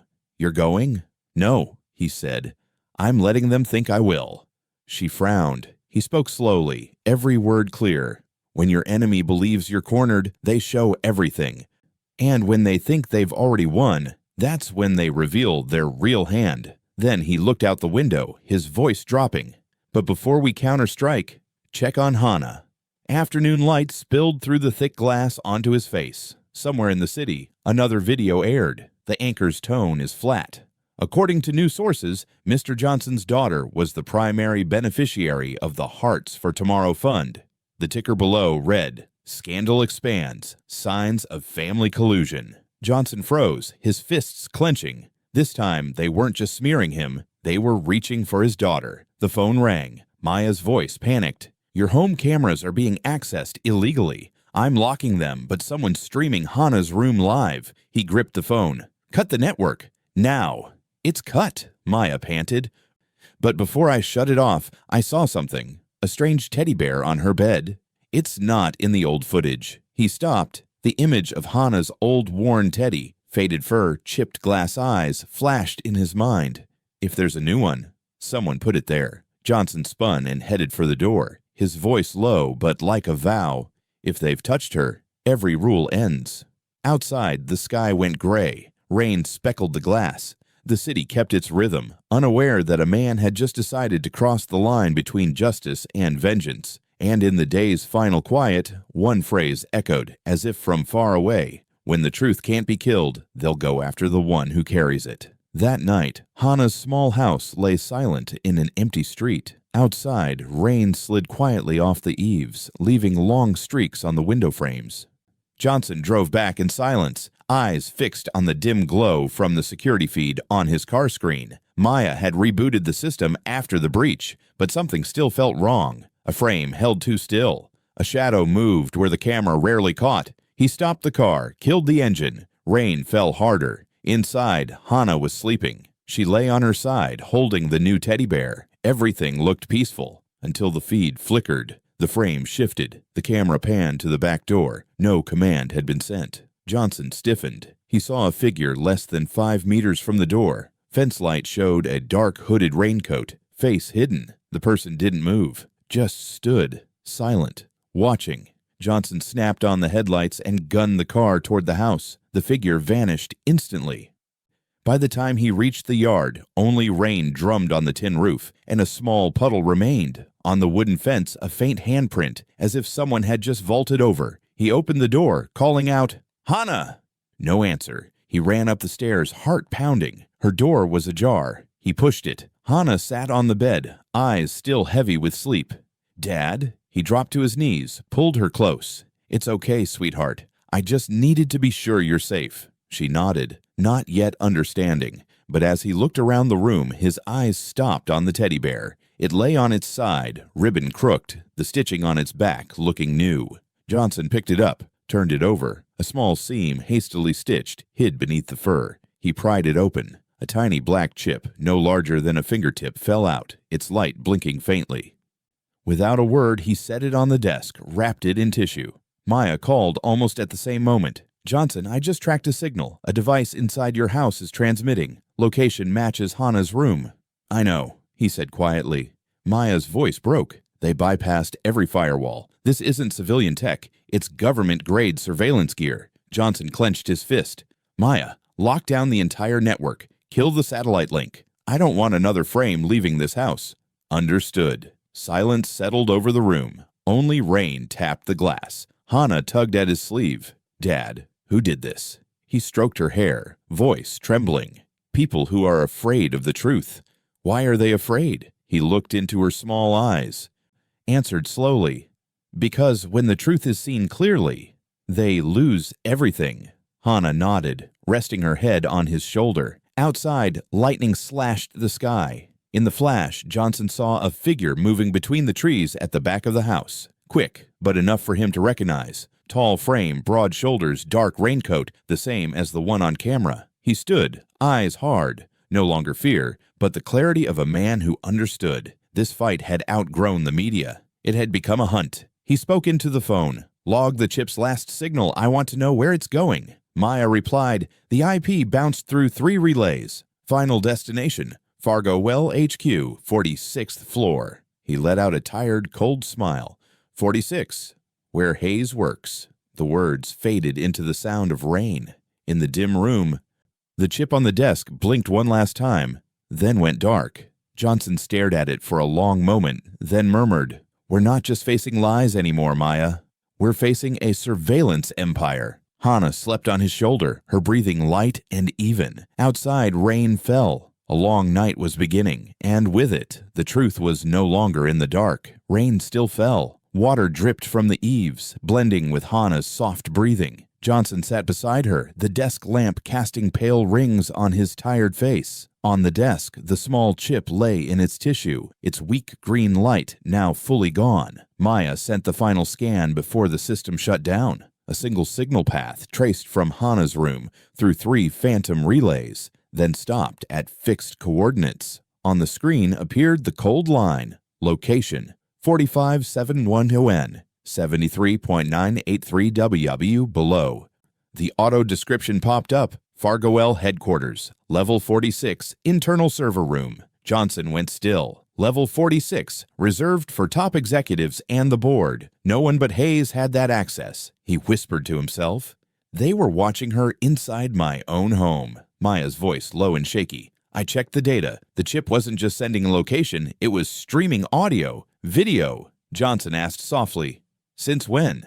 At least 3 days, maybe longer. He looked at Hannah, heart tightening. 3 days. That meant every conversation in the house, every laugh, every dream of his little girl, recorded. Maya went on, voice rough. And one more thing. Before the chip shut down, it sent a final burst, like a self-destruct command. But inside that packet, I found an encrypted message. Johnson stared at the screen. Open it. Decrypting. A line emerged slowly, haltingly, as if someone had tried to leave a trace. If you follow this signal, you'll see who holds the leash. Johnson gazed at the words for a long time. His eyes were cold, but deep in them lay the pain of betrayal. A system he had built on trust, now a weapon against his own family. He shut the screen, stood, and pulled on his coat. Maya asked, what are you going to do? Find the one holding the leash. Before leaving, he bent, brushed his daughter's hair. Hannah stirred, murmured in her sleep, Daddy, don't go far. He stopped, his eyes softening. I'll come back. But this time, I have to bring the light with me. The door closed behind him. In the dark, the teddy bear lay still on the pillow. A drop from the ceiling fell on its glass eye. Light glinted for an instant, as if some circuit inside had not yet died. Outside, an engine started, then faded into the night. And on level 46, in a room full of screens, a shadowed figure stood before dozens of small frames, one of them Hannah's sleeping face. A finger pressed lightly to an earpiece. A low voice spoke. The prey has begun to move. The night had slipped past midnight. It was still raining, thin as smoke, falling across the wet maple leaves in the yard. Inside, Hannah slept soundly, the nightlight washing her small face like a sliver of new moon. Johnson sat on the stairs, listening to the house breathe, listening to the water run over the roof. On the table by the railing, an old pistol sat with the safety off, a round already chambered. He didn't want to use it. But he knew tonight might be the night he had to choose between justice and blood. An engine's hum swelled down the street, then faded. A second, 2 headlights swept across the window, a cold blade of light skimming the ceiling, then gone. Johnson held his breath. In that quiet, he remembered what he'd told his daughter that afternoon. No one touches you. The promise rose in his chest and became a wall. The iron gate snapped open. The hinges screamed long and thin, echoing through the night. Johnson lifted the curtain with 2 fingers. A figure stepped into the yard. Tall, broad-shouldered black coat, one hand gripping something in a pocket. When he raised his head, the porch light tilted up across a familiar face. Escalation. The man advanced slowly, each step heavy and sure. The front door pushed open without a knock. Escalation came in, rain coursing from his hair onto his face. In his hand was a compact pistol, steel glinting cold under the hall light. Don't, Johnson said softly, voice even. Escalation halted, the gun still angled downward. You know what I have to do. I don't have a choice. Johnson stepped out of the dark, eyes tired but unafraid. You do, he said. Everyone does. The question is whether you'll pay for it. Escalation gave a thin smile. Pay? I lost my post, my name, my future. There's only one way left to keep breathing. Johnson lowered his voice. By shooting the man who pulled you out of debt back then. Have you forgotten the night I signed the guarantee to stop the foreclosure? His gaze faltered. You bring that up to soften me? No. To remind you, there are days we're people, not tools. Tonight, what's in your hand is a decision that will kill whatever's left of the human being in you. His fingers tightened around the grip. You don't understand, he rasped. They have files on me, on my family. If I don't do this, they'll erase you from the system, Johnson cut in. The way they're trying to erase me. He placed a hand to his chest. But I'm still here. A small pop drifted up from the basement. The jammer had just engaged. Alarm circuits went quiet. Johnson looked straight at him. You didn't come alone. They're outside, aren't they? Escalation pressed his lips together. Umbra. Silence was the answer. You don't know what Hayes can do. He rasped. Umbra's only a shadow. What's behind it is worse. That's why I need you alive, Johnson said, dropping his voice. Not to serve me, to witness. I can protect you if you put the gun down. You can't protect anything, Escalation said. They've put eyes in everything you touch. What they don't have, Johnson said slowly, is the courage to stand upright. Give me that, from you. The rain thickened, roaring on the roof. Escalation stepped back, his hand shaking openly. No one will believe me. Once they give the order, we're just pieces on a board. Then stop being pieces, Johnson said. Step off the board. We'll build another. A corner of Escalation's mouth twitched. You still talk like a CEO. No, Johnson answered quietly. Like a father.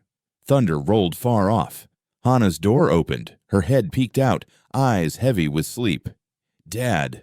Her voice was a breath. Escalation startled, the gun swinging on reflex. Johnson lunged, throwing himself in front of his daughter. A cold gust from the muzzle sliced past his temple, hissing through the air. A dry crack snapped. The pistol clattered to the floor, the sound sharp on tile. Escalation recoiled, eyes blown wide. The bullet was buried in the wall behind Johnson, missing his shoulder by mere centimeters, plaster spitting outward. Hannah screamed, tears spilling as she clung to her father's shirt. Johnson spread his arms around her, pressing her head to his chest. He looked at Escalation, steady, not angry. Aren't you afraid? The man stammered. Yes, Johnson said, but I'm more afraid of letting her see the real you.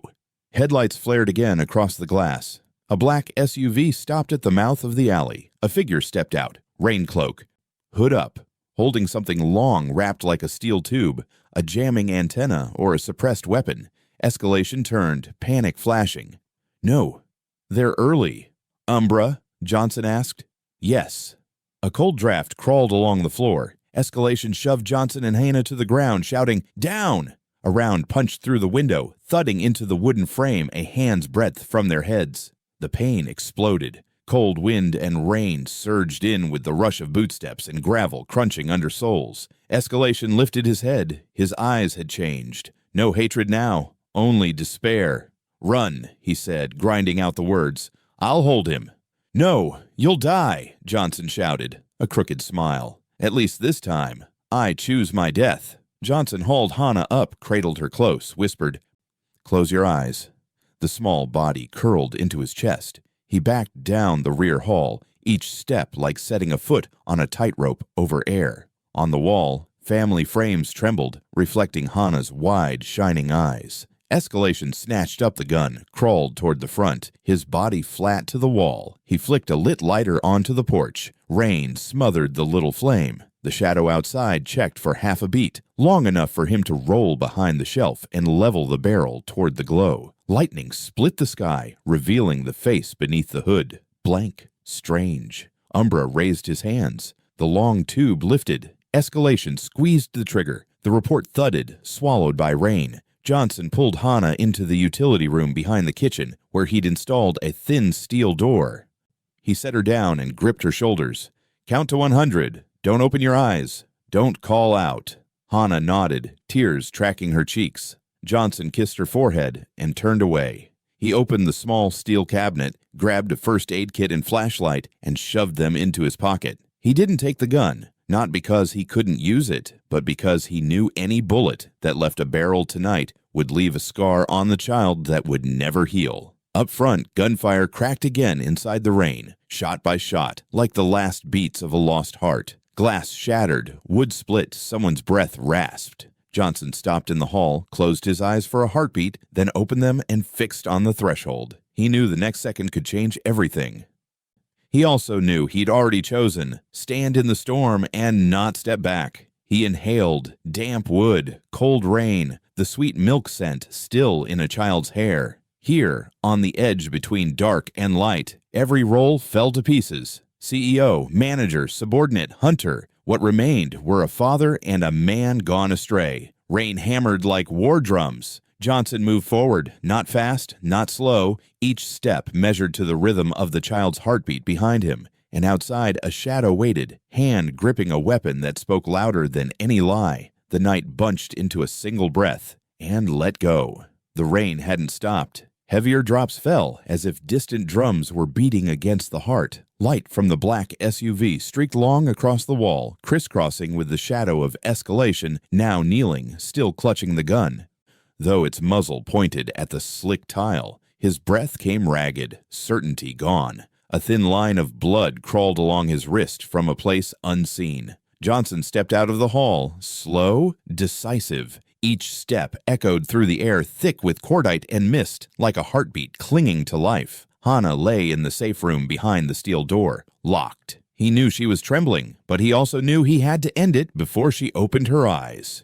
"Escalation," he called, voice rough. "Put the gun down. This isn't over."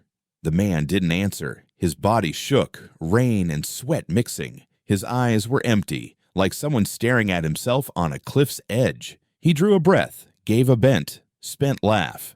"You think I have a way out, Johnson? I betrayed everything, and they know. They'll come, and I'll vanish like I never existed." Johnson stopped a few meters away, steady. "You vanish only if you let them erase you. If you stand up, they disappear." Escalation barked out a hoarse, crooked sound. "Stand up. I've knelt so long I forgot how." "No." Johnson stepped closer, gaze no longer a CEO's, but a man who'd seen too much cowardice in expensive suits. "You haven't. I can still see what they can't take from you. Shame.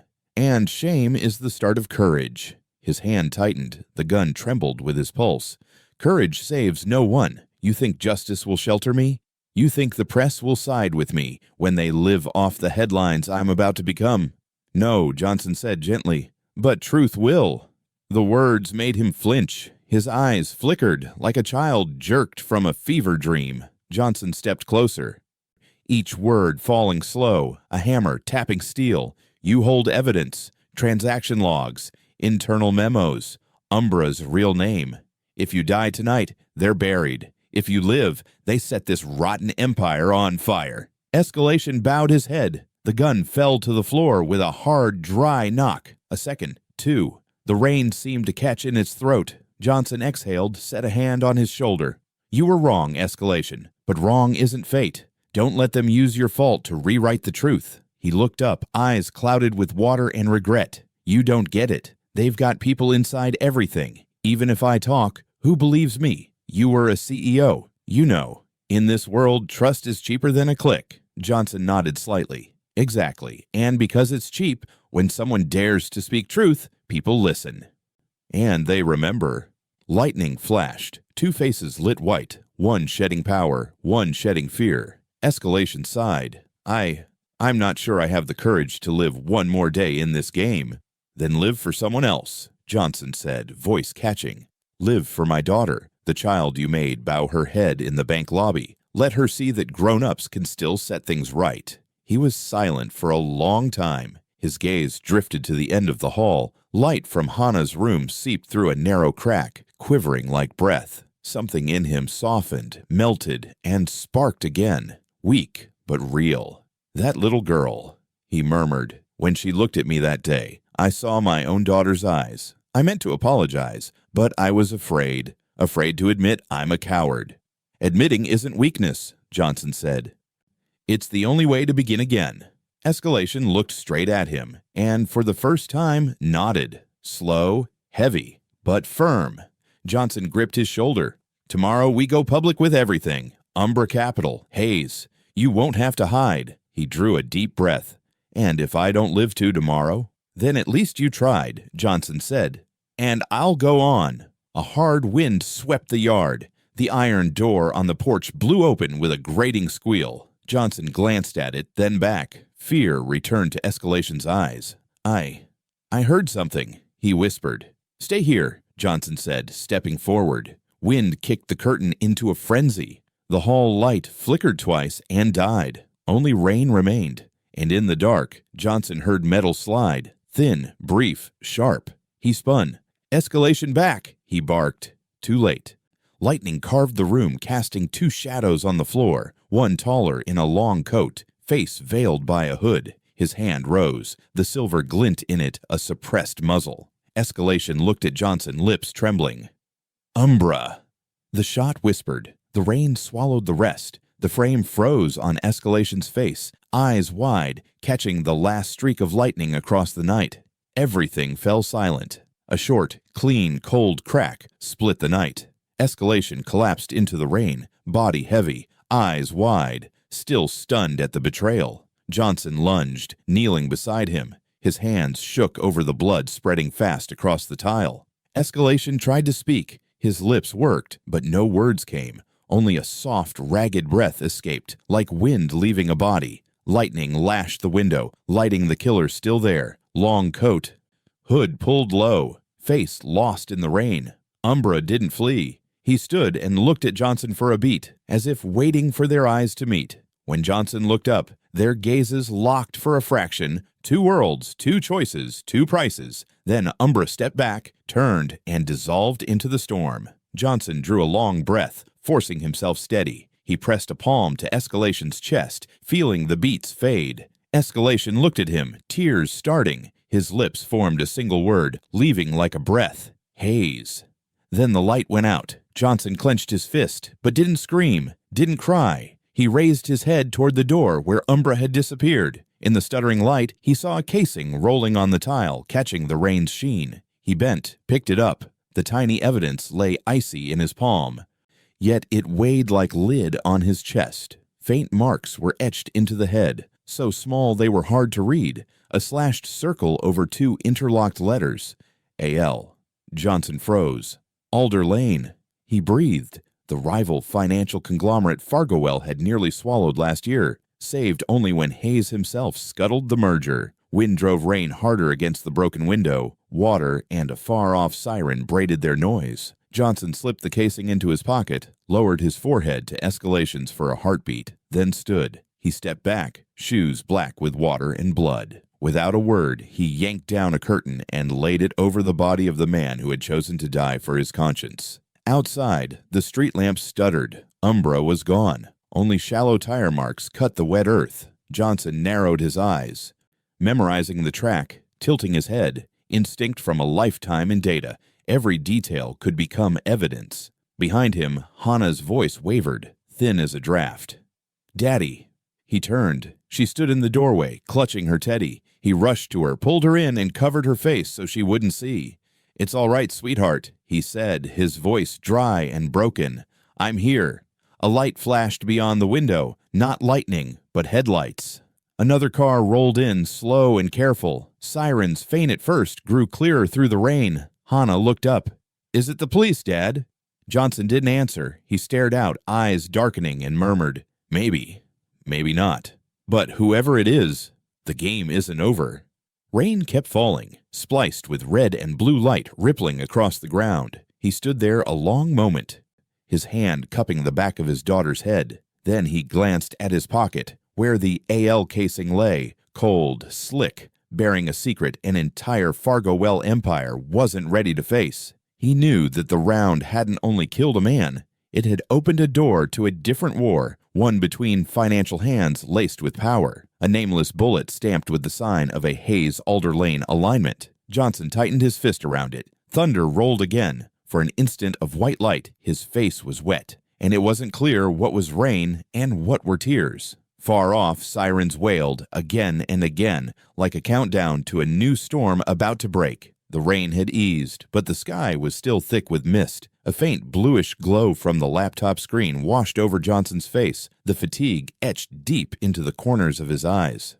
The makeshift office in his basement now resembled a mini investigation center. Cables, hard drives, scattered components pried open, and wall-to-wall maps. In the middle of the table lay Hannah's teddy bear, its dark fur still streaked with damp. Johnson stared at it for a long time, not as a toy, but as evidence.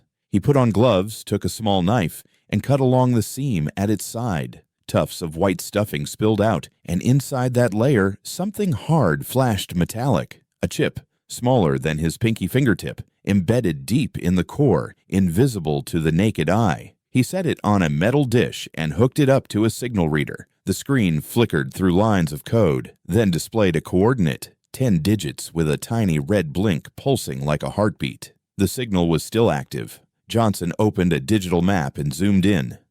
A bright dot appeared amid the street grid. Fargowell Financial Center, West Tower parking basement.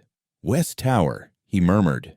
Hayes's office. In that instant, everything slotted together like the final pieces of a puzzle. The tracker chip is sewn into the teddy bear. Tampered cameras. 7 minutes of CCTV were wiped clean. Escalation dead from a bullet-stamped Alder Lane. Hayes's covert partner conglomerate. All of it converged on the same point. Johnson switched to the internal access logs for Fargowell Bank. The screen is filled with login ID strings. He filtered for the gap when the footage vanished. 143207 to 143909. Only one access matched the window. Admin FW Hayes LN. The system note read, "Override remote CCTV feed rerouted to private server." Johnson leaned back in his chair and was silent for a long time. Upstairs, Hannah woke and padded down the steps barefoot. She stood at the threshold, the blue light reflected in her eyes like twin crystals. "Dad, I can't sleep." Johnson turned, his voice softening.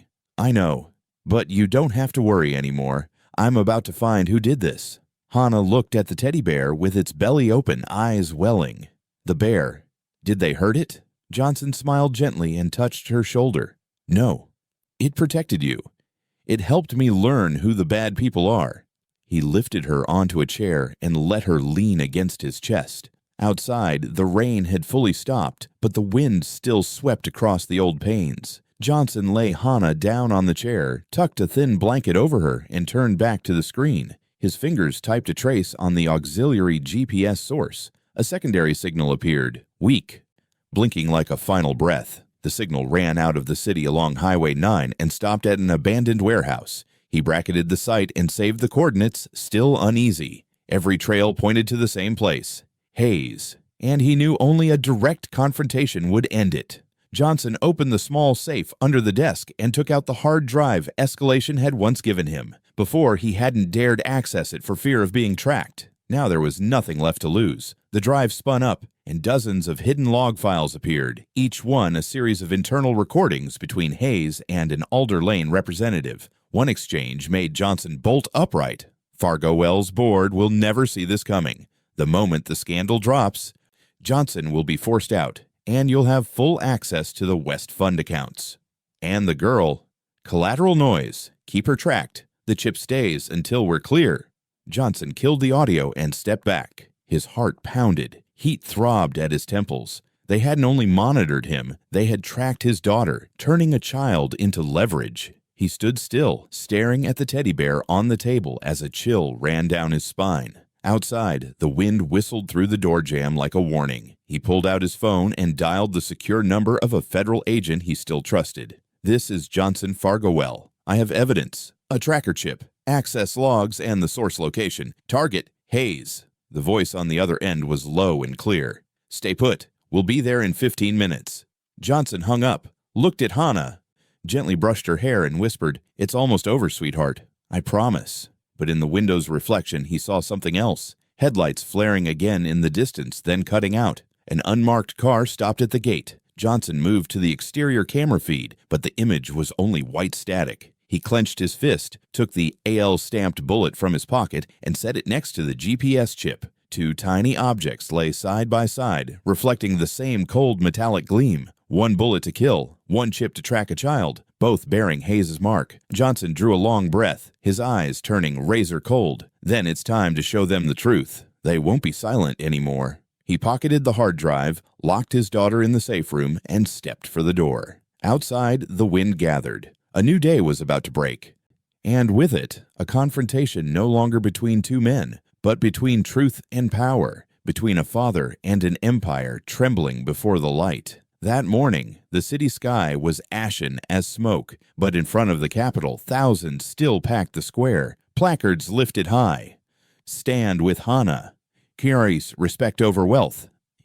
Justice for Fargowell. Voices blended with helicopters circling above, thickening into the sound of a moment when truth could no longer be hidden. Inside, the hearing room was lined with cameras, white lights beaming down on a long table. On the left sat Johnson, a packet of documents in hand, his expression steady. Across from him, Hayes sat with arms folded, face cold, mouth creased with what viewers could only call the smile of power accustomed to being forgiven. Umbra sat a row behind, gray suit, silver watch at his wrist, a face nearly without expression. No one in the room knew that in a few minutes the silence would explode. The chair rapped the gavel. The hearing on the Fargowell Bank scandal will come to order. Mr. Johnson, as the complainant, you may proceed. Johnson rose. He scanned the room, his voice low and precise. I'm not here to save a reputation. I'm here to save trust, the thing we've let power trample for far too long.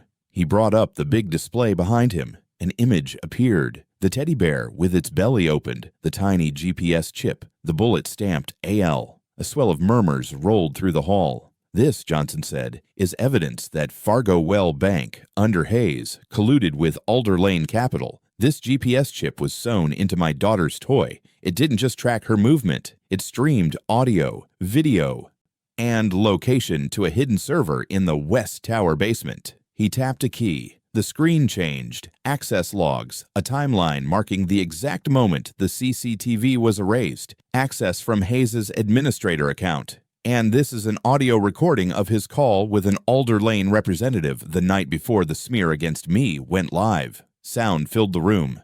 Fargowell's board will never see this coming. And the girl. Collateral noise.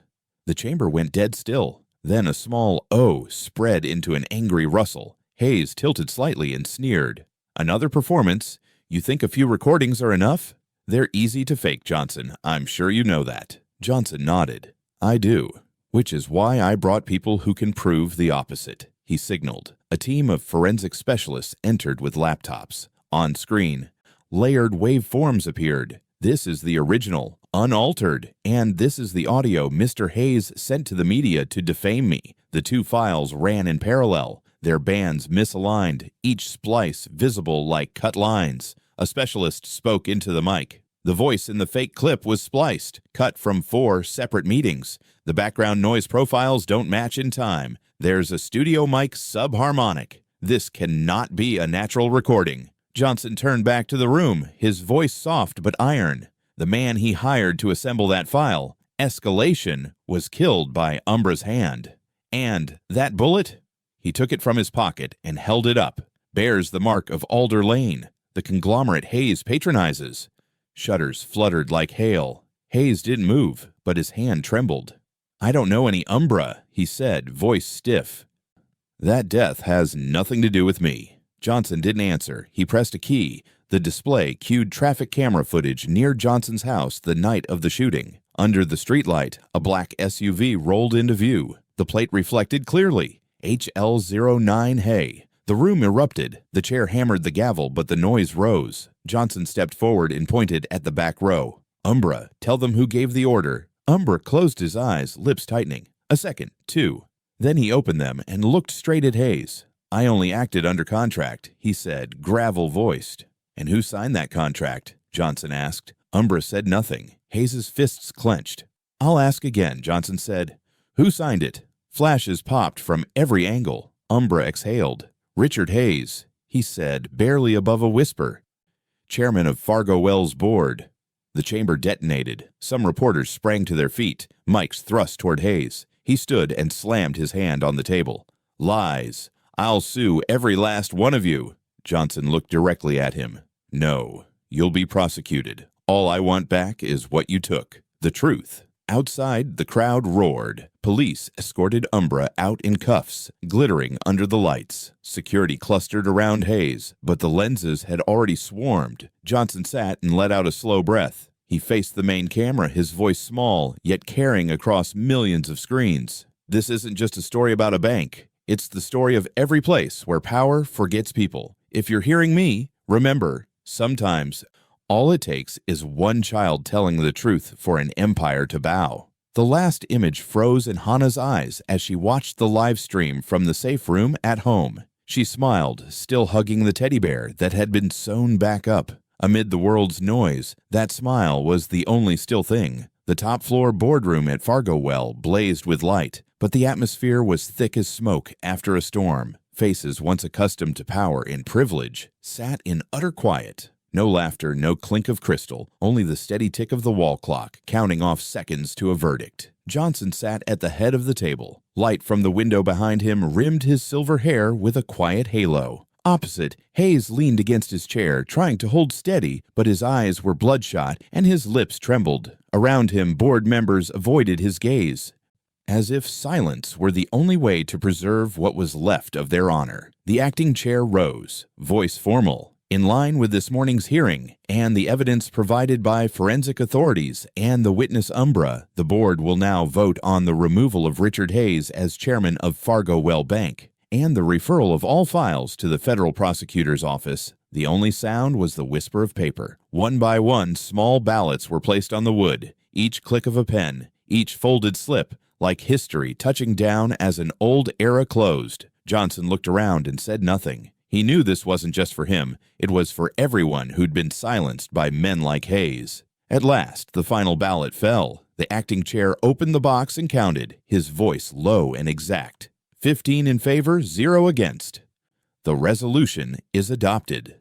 No one applauded, only a long silence, the kind that follows truth finally landing in a building that hadn't touched ground in years. Hayes straightened, forced a thin, contemptuous smile, then turned to Johnson. You think you've won? He choked out. This empire doesn't fall to one signature. Johnson answered slowly, eyes serene. No, but it changes to a single oath. And that oath begins with the child you despised. Hayes stared at him, then looked away. Security approached and put their hands on his shoulders. For a few seconds, the room grew so quiet that the wind through the window seam could be heard. When the door closed behind Hayes, Johnson remained seated, eyes fixed on the space he'd left. A board member spoke up. Mr. Johnson, the bank needs a new leader. We want you to return.